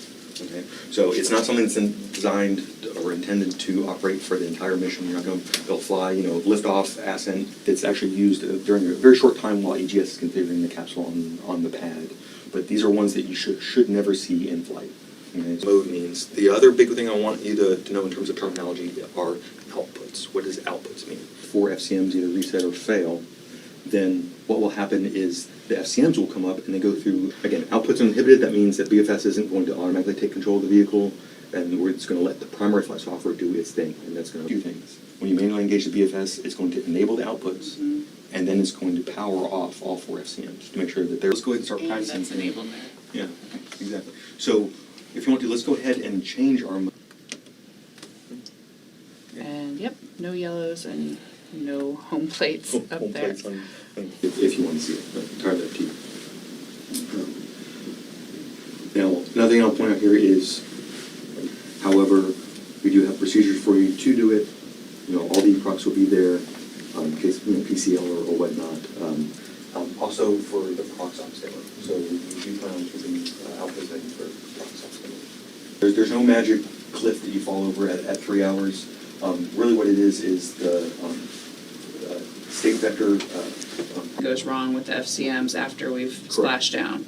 Correct. It's just gonna automatically go from entry to Yeah, post landing. yeah. And that's why that's okay. You'll definitely learn that in your entry class, that, there's an automatic transition from entry to post-landing. On the right, there's an edge key for BFS engage. So go ahead and push that edge key. Don't worry. Okay, so here, sorry, press the edge key one more time just to make sure. Yeah. Then now if you were to toggle. Oh, I thought that was like a title of it. Yeah, Okay, yeah. got it, thank you. Now I'm seeing the difference. Cool, thanks. Absolutely. Okay.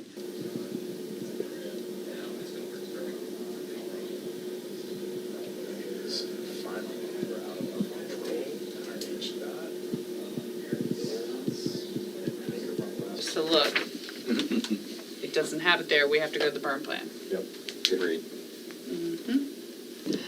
And then ballistic is just way worse, so. Anticipating that.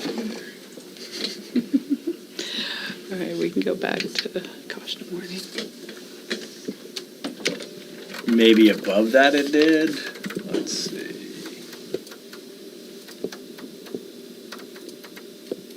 I hear a 40 lot of, seconds. this is like when I'm in a T-38 sim. The more button pushing you hear from the control center, the more nervous you get that you're missing something. Especially when they're gonna try, it's gonna be like giving you the engine failure at. Just writing in my journal. Engine failure at, when you flip the roll. Roll reversal, Roll but reversal. this was, I always think that's a roll reversal, but the TRR doesn't count down for that because that is just us going The into initial up one? control. Ah. Yep. Now the TRR is counting down, so now you can see 20 seconds till our next. Till we roll expect reversal. another roll reversals. Okay, H dot is still negative but coming down, so we're gonna keep an eye on that for when we go to the next block in the cue card. Can you unpause for a second? Okay, pause. We're in So you're select on the state 2. So I remember these now. I haven't done an EDL in a while. These Yep. are being those stages of, and really final is the same as saying we're here. in a lot of Oh, that's a ways. good And up control point. is here. Ooh, can we break it down into those? Probably not, probably. Mostly, but there's some. There's some nuance in there. Yeah, for Mhm. sure. Somewhere. Where's the landing? It's on the top of a flight Do we landing. have entry? Descent, 803 entry. I didn't see that. I think we already went through it. Okay, should I just say yes? Yeah, because we're already in descent config, so you can hit yes. Resume, it keeps And, kicking me out. A lot of resumes here. Oh, it's not liking that. let me see if we can just skip resume here, okay. Down mode per the cue card. I think that IMU failure came pretty early, like while it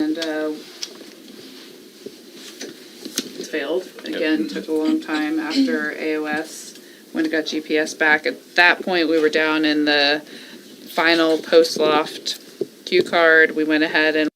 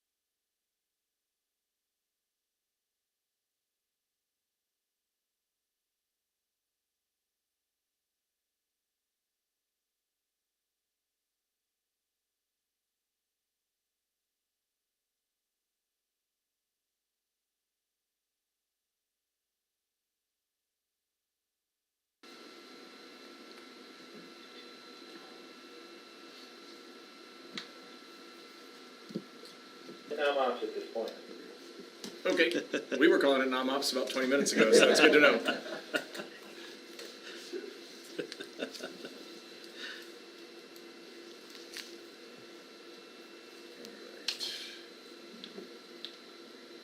Commercial, 1 earth ornament.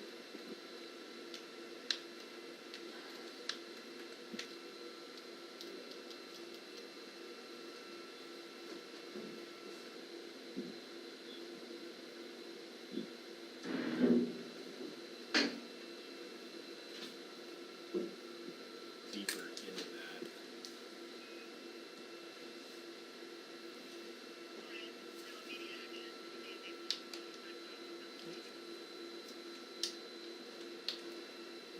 Copy that. What was that? It's in this. It's right here, but Yeah. I don't know where. I'm trying to think of what, oh no, it's a CDH page that I'm thinking. Is it CDH for LSC? Well, I think that's where you can see some of the. Like, yeah. 5 seconds to start filming. Great.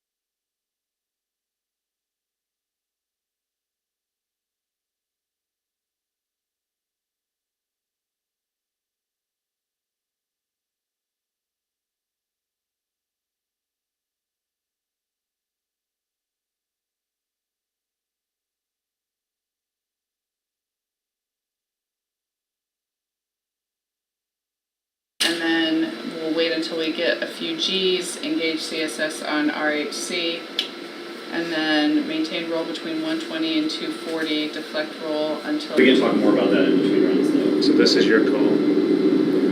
You're gonna call MCC, say roll pitch. Here's roll pitch. Roll pitch.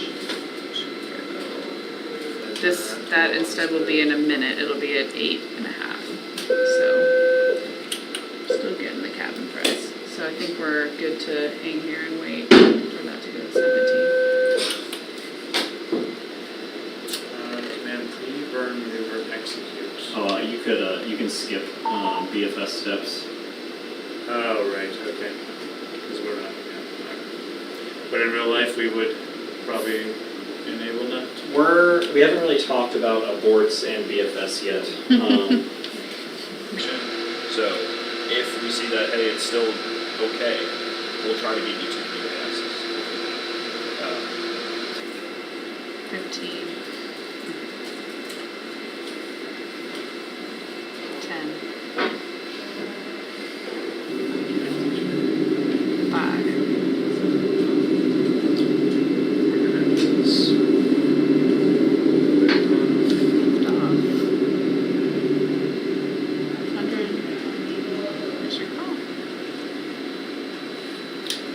Houston, roll pitch. Copy roll pitch. It should do this stuff. We're flying it, but with lowest G's pops, like, because of our. We have a couple second here, so I want to point something out. Did you? Did he indicate how? It's actually not a. I think we should ask that question. We should be like 19 minutes. Which question? The question about what that sound was. 19 minutes with the fast forwarding.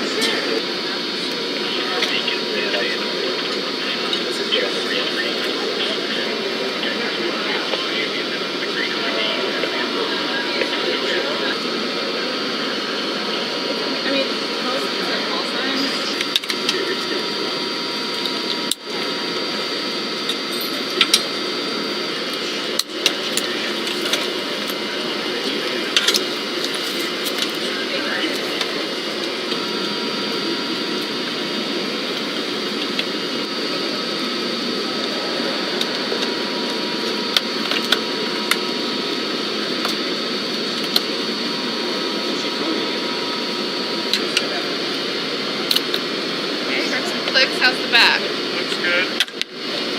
Do a hard push.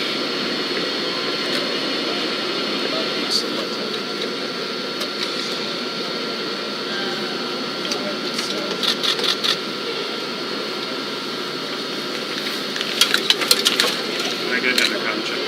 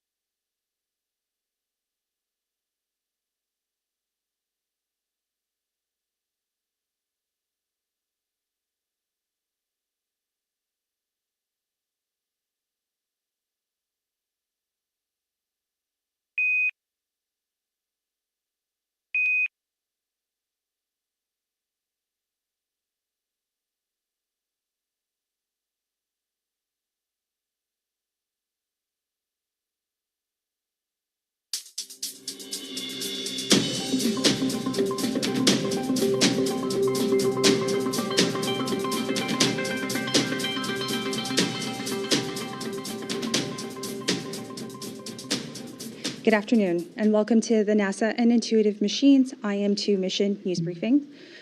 This is the Landing News Conference for the agency's Commercial Lunar Payload Services Initiative, or CLPS initiative, under the Artemis campaign.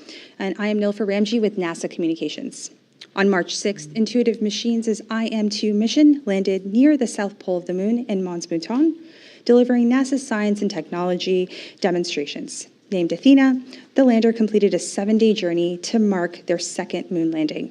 Here to talk about the IM2 mission today, as well as the NASA and Science and Technology on board, we have Steve Altemus, Chief Executive Officer with Intuitive Machines, Dr. Nicola Fox, Associate Administrator for NASA's Science Mission Directorate, Clayton Turner, Associate Administrator for NASA's Space Technology Mission Directorate, and Dr. Tim Crane, Chief Growth Officer with Intuitive Machines. After brief opening comments from each of our speakers, we will take questions. You can either enter *1 on your phone to be entered into the question queue at any time, Your phones are on mute now, but when the operator will open your mic when we're ready, and we'll close your mic after your question. We ask that you please stick to one question and identify to whom you'd like to direct your question. Shortly after we conclude, you can listen to a replay of this news briefing online. First up, we'll hear from Steve Altimus. Steve? Thank you, Nilüfer. Well, good afternoon, everybody. Any time that you ship a spacecraft to Florida for flight and end up a week later operating on the moon, I declare that a success. I will say that we shipped out. We had a great processing down with SpaceX at the PPF, or Payload Processing Facility, with them. We went through wet dress rehearsal and launched on February 26th. Like they indicated, we had a 7-day mission transit to the surface. Now, we think that we've been very successful to this point. However, I do have to tell you that we don't believe we're in the correct attitude on the surface of the moon yet again. I don't have all the data yet to say exactly what the attitude of the vehicle is. We're collecting photos now and downlinking those, and we're going to get a picture from the Lunar Reconnaissance Orbiter camera from above, from orbit, and we'll confirm that over the coming days as we get that data down. I can say, though, that we are charging on the surface. We have commanding, uplink, and downlink from the vehicle to our ground network on the ground in 8 dishes in 6 different countries. So we are communicating. We can command payloads on and off. We can send commands to the vehicle. And we have powered down and done some power conservation steps as prudent measures to see how long and what objectives we can accomplish in the mission going forward. When we get that full assessment, we will then work closely with NASA, science and technology groups to identify science objectives that are of the highest priority. And then we'll figure out what the mission profile will look. It will be off nominal because we're not getting everything that we had asked for in terms of power generation, communications, et cetera. However, if you think about it, we flew our liquid oxygen, liquid methane propulsion system that we make in-house. We fired that 6 times during the mission and burned for a total of over 23 minutes. The last burn you saw today was 15 minutes long for powered descent. Each one of those burns, the team executed flawlessly, and the last 3 burns were done totally autonomously with single commands sent to the vehicle with hours ahead of time, in which we actually, the vehicle performed the last burn behind the backside of the moon. So incredible autonomy demonstrated by the propulsion system and the mission ops team. I would say our navigation profile, our algorithms, the 4 algorithms we use in order to determine crater recognition, or our optical crater recognition techniques that we use, performed great. It's really new technology that we've invented in-house to create this kind of precision navigation. We did have some challenges with measurements coming out of our laser rangefinders. Those are sticky little things like we had from the last mission, which we'll go dive into and understand why those measurements were so noisy. Tim might be able to talk about that a little bit better. But we've traveled over 1 million kilometers out to the moon. We did 39 orbits around the moon in the past 72 hours. That's essentially operating a data relay satellite in orbit with our own ground station network. So the ground system worked seamlessly with orbit determination, precision. You recall from the first flight that we had some trouble with orbit determination and getting a pinpoint accuracy of where we were in space as we got closer to the moon. We ended up getting confirming measurements from many dishes around the world. And so orbit determination, we can put anything in orbit with precision using our ground network now. So we've made considerable strides since mission 1. And the team is, like our white flight, Gene Krantz, came and visited us this weekend and told us he was impressed with our professionalism and competence. And so I can't say enough about the team and how they executed and carry themselves. And like always, they worked through any technical challenges we went, and we'll just have to do the reconstruction and figure out exactly what the attitude is in the location, and then we'll get on with the rest of the mission as we can. Thanks, Nolfo. That's it. Nikki? Yeah, thank you so much. I think we can all agree, particularly today, that landing on the moon is extremely hard. And Intuitive Machines 2 was aiming to land in a place that humanity has not been to before.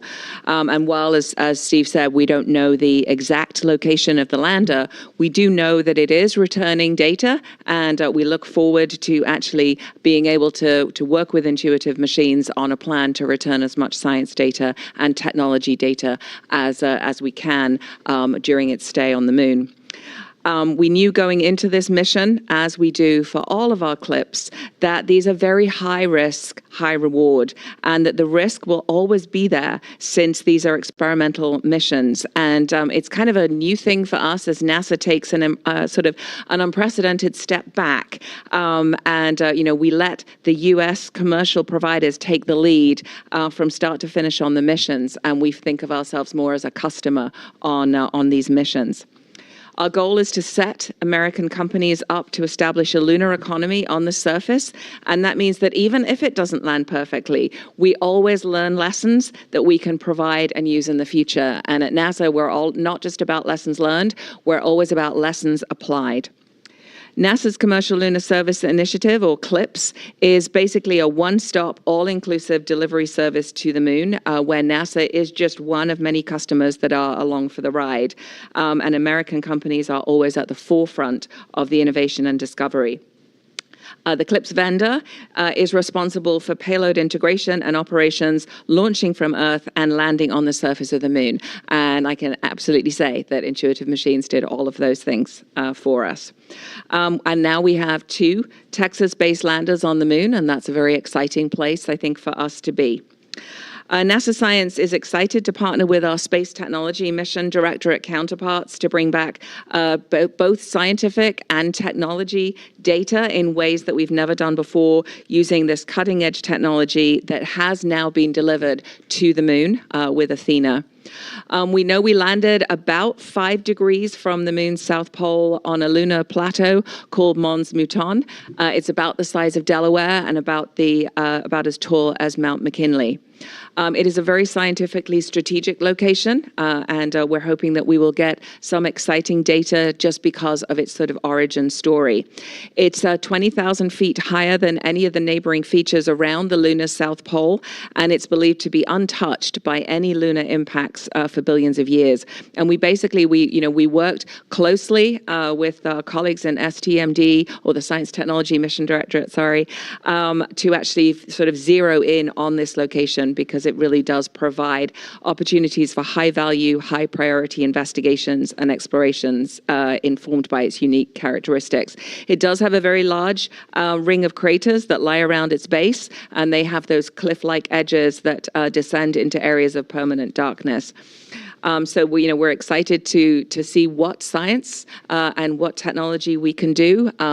As Steve noted, we already have some data. We took data, we did health checks on the instruments on their way out to the moon, and so we've already kind of increased the technology readiness level of some of these technology demonstrations by actually having them work in this environment. And so that's exciting even before we get to the landing. So you are going to hear a lot more in depth from Clayton about the technology that we were really excited to have on there. As always, our goal is to look at what resources actually exist on the moon so that we can get ready to have our sustained human presence and then prepare to send our astronauts onto Mars. We always think of the moon lighting our way to Mars. So I'm really proud of this team, the Intuitive Machines team. I'm always really proud of my CLPS team and of all the people, all the experimenters that trusted us with their amazing technology. I'm really, really proud that American companies continue to be at the forefront of innovation and development as we move forward to create this lunar economy. So congratulations to Intuitive Machines for putting a second commercial lander on the moon, and congratulations to our NASA teams as well. Over to you, Clayton. Thank you, Nikki. So I want to start also by thanking Steve, Tim, and Intuitive Machines. Days like today are why we do innovation and discovery. They make those things possible. thanks to their work and their courage and commitment to what we're doing here, we will be able to live and work on the lunar surface with humans. We will be able to land humans on Mars. That work has to start with days like today. And as Nikki said, we're going to learn every time we go. Each payload we carry, each bit of data we get back, we continue to work with them. We also are very pleased to be able to work with the aerospace community in general, because it's going to be all of us that are going to figure out how do we do that living and working on the lunar surface. It's been a really great opportunity to work through the CLIPS programs, and we want to continue to be able to do that. I also want to thank STMD for leading technology development for the agency. This is a key part of what we do. Not only do we have scientific discovery, but the technologies, and we have those opportunities where we learn things that go beyond the technology's initial intent. And so that's part of what we do driving forward. So I want to make sure that that you're aware of that and we track all those things going forward. So as we go forward, we continue to work with U.S. industry. We continue to work with those partners and the contributions from our partners, because they're demonstrating the value of not only demonstrating technologies in space, but also opening up that economic driver for living and working on a lunar surface. That'll be a key thing. So when we get back to that point, and I'll use aviation as an example, there was a time back in the day when only the government and those crazy daredevils messed with those flying machines. Now none of us give a second thought to hopping on an airplane. We don't build airplanes, we don't run airlines, but we are a customer and user of those. That's how you can imagine space going forward. But somebody has to do the heavy lifting and learning. So with that, Tim. Thanks, Clayton. They always point to the old offensive lineman about heavy lifting. That's kind of the way it works sometimes. I'd like to paint a little bit of a picture going back to Valentine's Day of last year when we launched Odysseus, Odie. And every day that we went in on that mission, it seemed like that vehicle was just trying to escape our grasp. And we had to put out brush fires and understand how the systems we'd built were really working in space. And so every day was a challenge on that mission. And then finally, we ended up on the surface and successfully communicating and operated for many, many days. After the mission, the team got together and we made a list of all the things we'd learned. What do we need to change for the next mission? And we had 65 items. 10 were critical. The others were, well, if we can get these in for IM2, we will. But if not, they can wait on IM3 and it's probably enough. We got all 65 of those in on this mission. We took a couple of days off after the previous mission. Then we got together, we do what we call a hot wash. And the first hot wash I did was on Project Morpheus when I was at NASA when we lost a vehicle. And then we did a hot wash of all the things we wanted to improve. And 8 months later, we're up and flying better than ever. So that was the experience kind of leading into spring of last year, April timeframe. These are all of the improvements that we want to make. Our orbit determination needed improvement. We had people flying around the world to improve our ground sites to give us better measurements. We partnered with NASA to have validation and cross-check data to make sure that our systems would work the way they're supposed to. We had issues that we learned on the way we controlled our engines that we wanted to test. Our thermodynamic venting system. Could we make that better? Could we make it work the way we want it to work? We ran into problems on the first mission with helium management. Helium is very important to our system for pressurizing our cryogenic methane system, also for RCS. And then we had measurements we wanted to make of craters that we weren't able to get in place on the first mission. So we had a lot of new technology we brought forward in this mission. And I'll be honest, I had a little bit of trepidation when we launched about what some of these new things and improvements might do in the system. It was a night and day operational difference. On day one, we gathered some data about our propulsion system, and then on day two, we fired the engine. Better than we'd ever fired it before.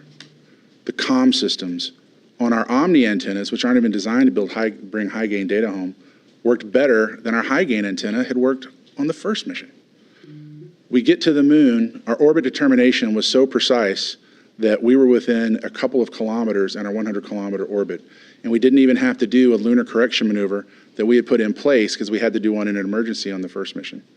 So it really had moved from come in on the day of operations and save the vehicle to grab your lunch pail, go in, do spacecraft operations as this magnificent machine called Athena moved her way to the moon. all the way into lunar orbit. And then really the last couple of days in lunar orbit, we were expecting a fully successful landing. We did see some noise on our landing sensors towards the end. Our crater recognition system, it's machine learning on board. How do you tell a computer to look for craters? Not only look for the craters, but identify which craters those are on the moon. Worked almost an order of magnitude better than we'd anticipated. So we had every reason to believe that we were going to come down and land, with all systems the way we wanted to. We're trying to evaluate exactly what happened in that very last bit, but I would tell you the improvement from the last mission to the next mission, really in less than a year, when you consider the fact that you have to be at the Cape early, you have to be done with testing before that. We took a little bit of time off after working really hard on the first mission. That's building, improving, and shipping a new spacecraft to go to the moon in 9 months. And I'm incredibly proud of the team. I'm incredibly proud of how well this vehicle performed. And I will tell you, the future is bright for Intuitive Machines to land lots and lots of cargo on the moon. And I'm excited to do that in partnership with NASA. Great. Thanks to our briefers for those initial remarks. We'll now open it up for questions. Again, if you're on the phone bridge, please press *1 to submit a question. Once your name is called, please state to whom you'd like to direct your question. If you find that your question has already been asked, please press *2 to withdraw it. Let's start in the room before we go to the phone bridge. Gina Sinceri for Steve. You said off nominal, but what pleasantly surprised you that worked well today? Can you kind of put it, off nominally, yeah, but things worked. So what was it worked that said, wow, good for this, that? Well, one thing that is very exciting, it's a high-stress moment, but when we initiate powered descent, that is a 15-minute long engine burn with a full throttle profile from 90% of throttle down to roughly 20% of throttle. It has dynamic movements like, you're braking for hundreds of seconds, then you're pitching over and you're descending and you're throttling down. Very dynamic. And that's a nail biter because everybody's quiet. And if you looked at the control room, everybody's just sitting there steely-eyed, watching the burn go.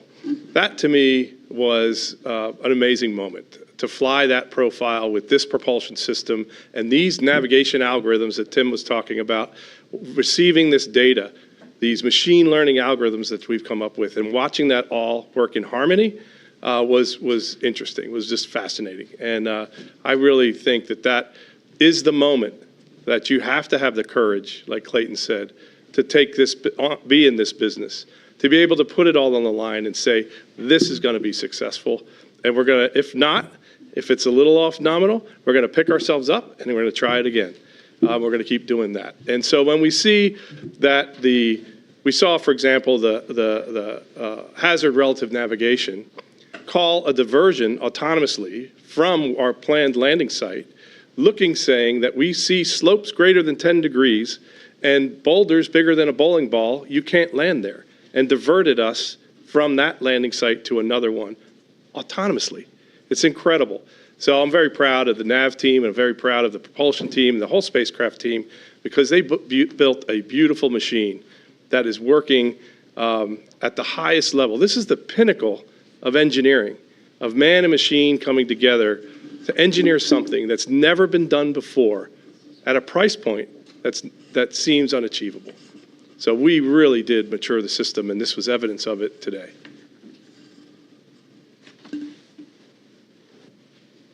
We'll keep going in the room. Mark Carreau for Aviation Week and Space Technology. I don't know how you could describe the orientation of the lander as best you know at this point, if it's upright or leaning or tipped. I'm not sure, so that's why I'm asking. And the communications and the instrumentation, can you tell us maybe how far you've checked in to all of that and how much further you need to go to verify everything? Well, I can talk about the communications part because I just left the control center before I came over here.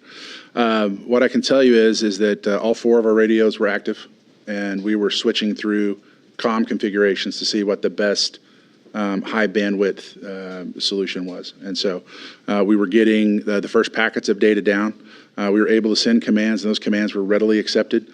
All of our telemetry was clean. So really, unlike last mission where we had to figure out reverse polarity and bouncing off the moon, it looked like this time sending and receiving messages was fairly straightforward.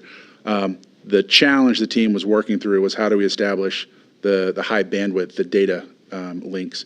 So you're not getting just telemetry, but we're able to bring down the images so we can really get a good picture of where we landed. So that was still in work, but it wasn't, of the 4 radios, 2 of them aren't working. How do we repatch this? It was, okay, I've got 4 clean radios. We're talking better on some antennas than others. What's the best combination of those to move into a high data rate? As far as orientation goes, there's conflicting data that we saw. If you listen to the live stream, if it was in the control room listening to the voice, you heard the prop console, propulsion element console, call out that they had pressure in the combustion chamber, and that would indicate that the vehicle was upright.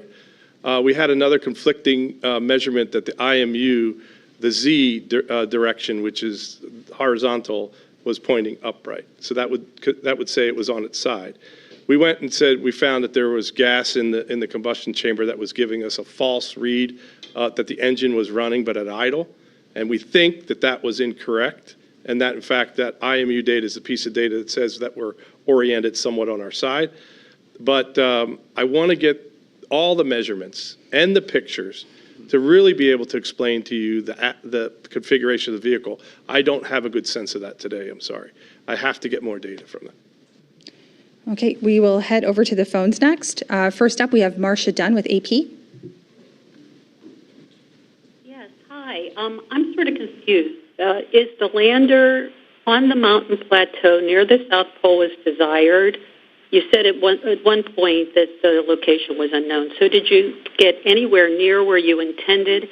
And is there a chance that you could have crashed, soft crash, if there's such a thing? What's your thoughts about that? Thank you. I believe we're in the vicinity of the intended landing site. I don't know exactly where we would be in relation to the landing ellipse that we had specified pre-mission with 50 meters accuracy. So that is what we want to get Lunar Reconnaissance Orbiter camera view to pinpoint the location. We believe that all of the crater recognition measurements that we took were within our crater map database so that we knew we were on the right trajectory to head to the intended landing site. So we have some confidence of that. We just need to get the pictures from above to determine precisely where we are, Marcia.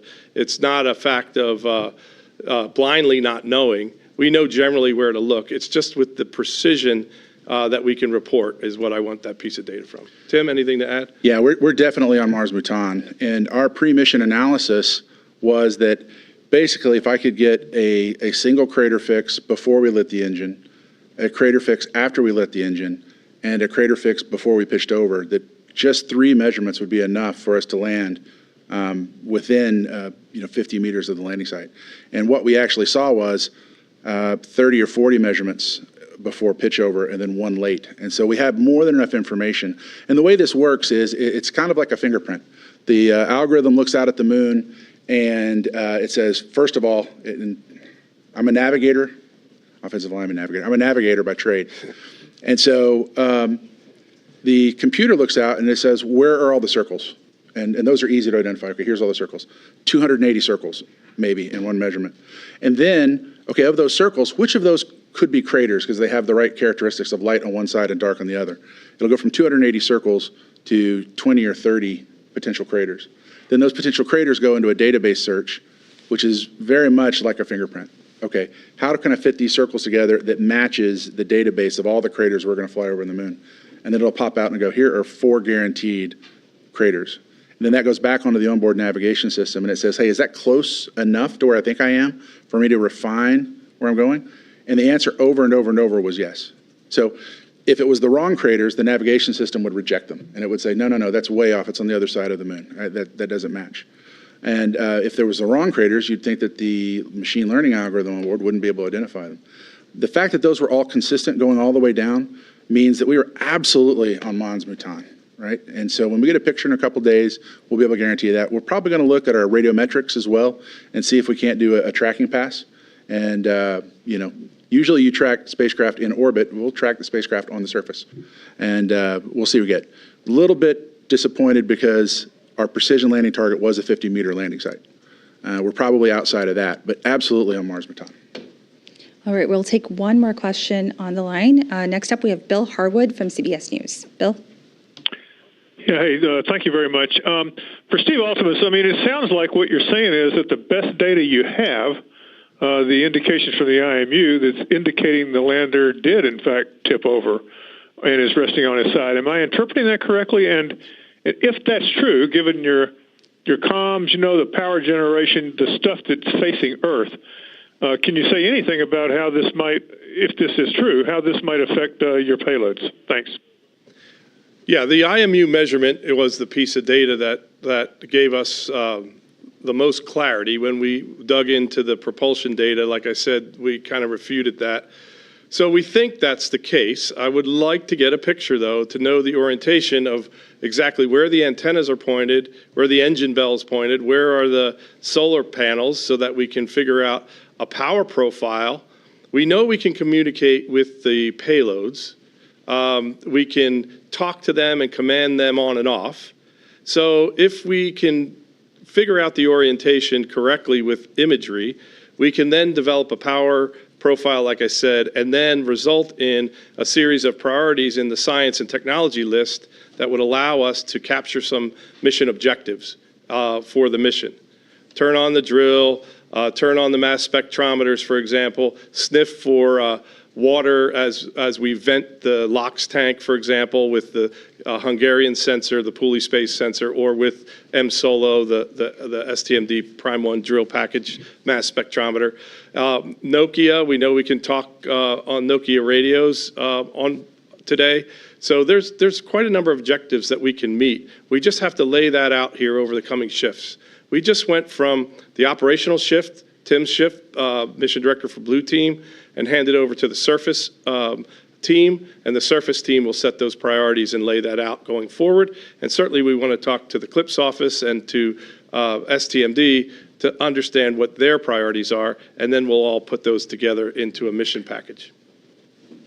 All right, thank you so much for that question. We will go back into the room. I'm Seth Kovar from CW39 here in Houston. We're very interested as a newsroom in this story, but part of the reason is we have a Houston institution and Johnson Space Center at NASA, and then we have a Houston company and Integrated Machines working together. Is there significance to that for the local economy, the local workforce, or any kind of significance you can think of? Yeah, I would say, Seth, thanks for the question. We began Intuitive Machines. I'm a former civil servant of 25 years from Johnson Space Center and Kennedy Space Center. We formed Intuitive Machines right outside the gate of NASA's Johnson Space Center. And we built a sense of community. We worked with the city of Houston and the Houston Airport System to build our Lunar Production and Operations Center at Ellington Field, the Houston Spaceport. We worked with our local community college, San Jacinto Community College, to develop a technician training program where we can train and certify aerospace technicians in machining, in electronics, in composites, and give them jobs, give them careers in aerospace, building spaceflight hardware. So we're very closely tied to this economic region in building out this lunar economy, right here in Texas, right here in Houston. We'll do one more question in the room. Eric Berger with Ars Technica. Two questions. First of all, for Tim, could you just talk a little bit about the power and data rates you're getting now versus like what you would expect from a perfectly nominal mission?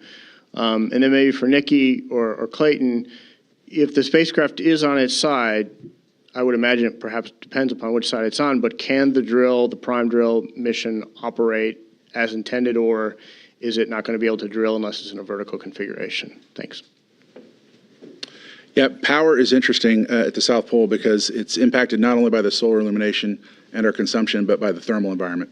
So the big variable that a team was trying to establish before we left was how much heaters are we going to have to run? And so if you notice when you look at our landers, some of the sides are painted white to reflect solar light, other sides are painted dark to absorb more heat. So the real variable in all that. But when I left the Ops Center, we had achieved charging. And so, looking at that, once we find out exactly what orientation we're in, we'll be able to figure out what the longevity is and how to plan that power.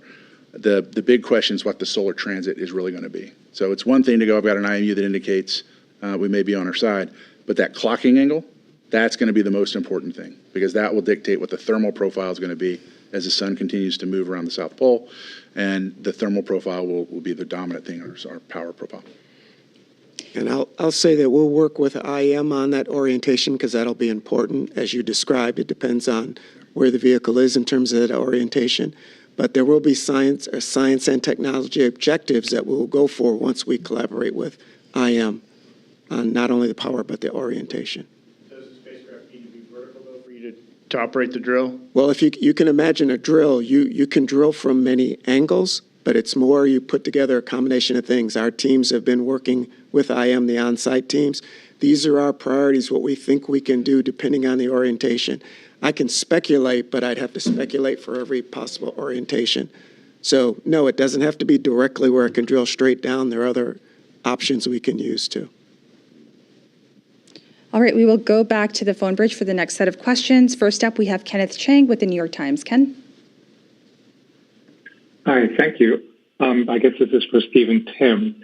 When during the descent did the telemetry start getting strange, and can you tell what was going wrong? I think, Tim, you were managing the flight at that point. Why don't you give some insight? Yeah, our laser altimeters, we tested those out. If you recall, on the first mission, we had an issue where they wouldn't fire.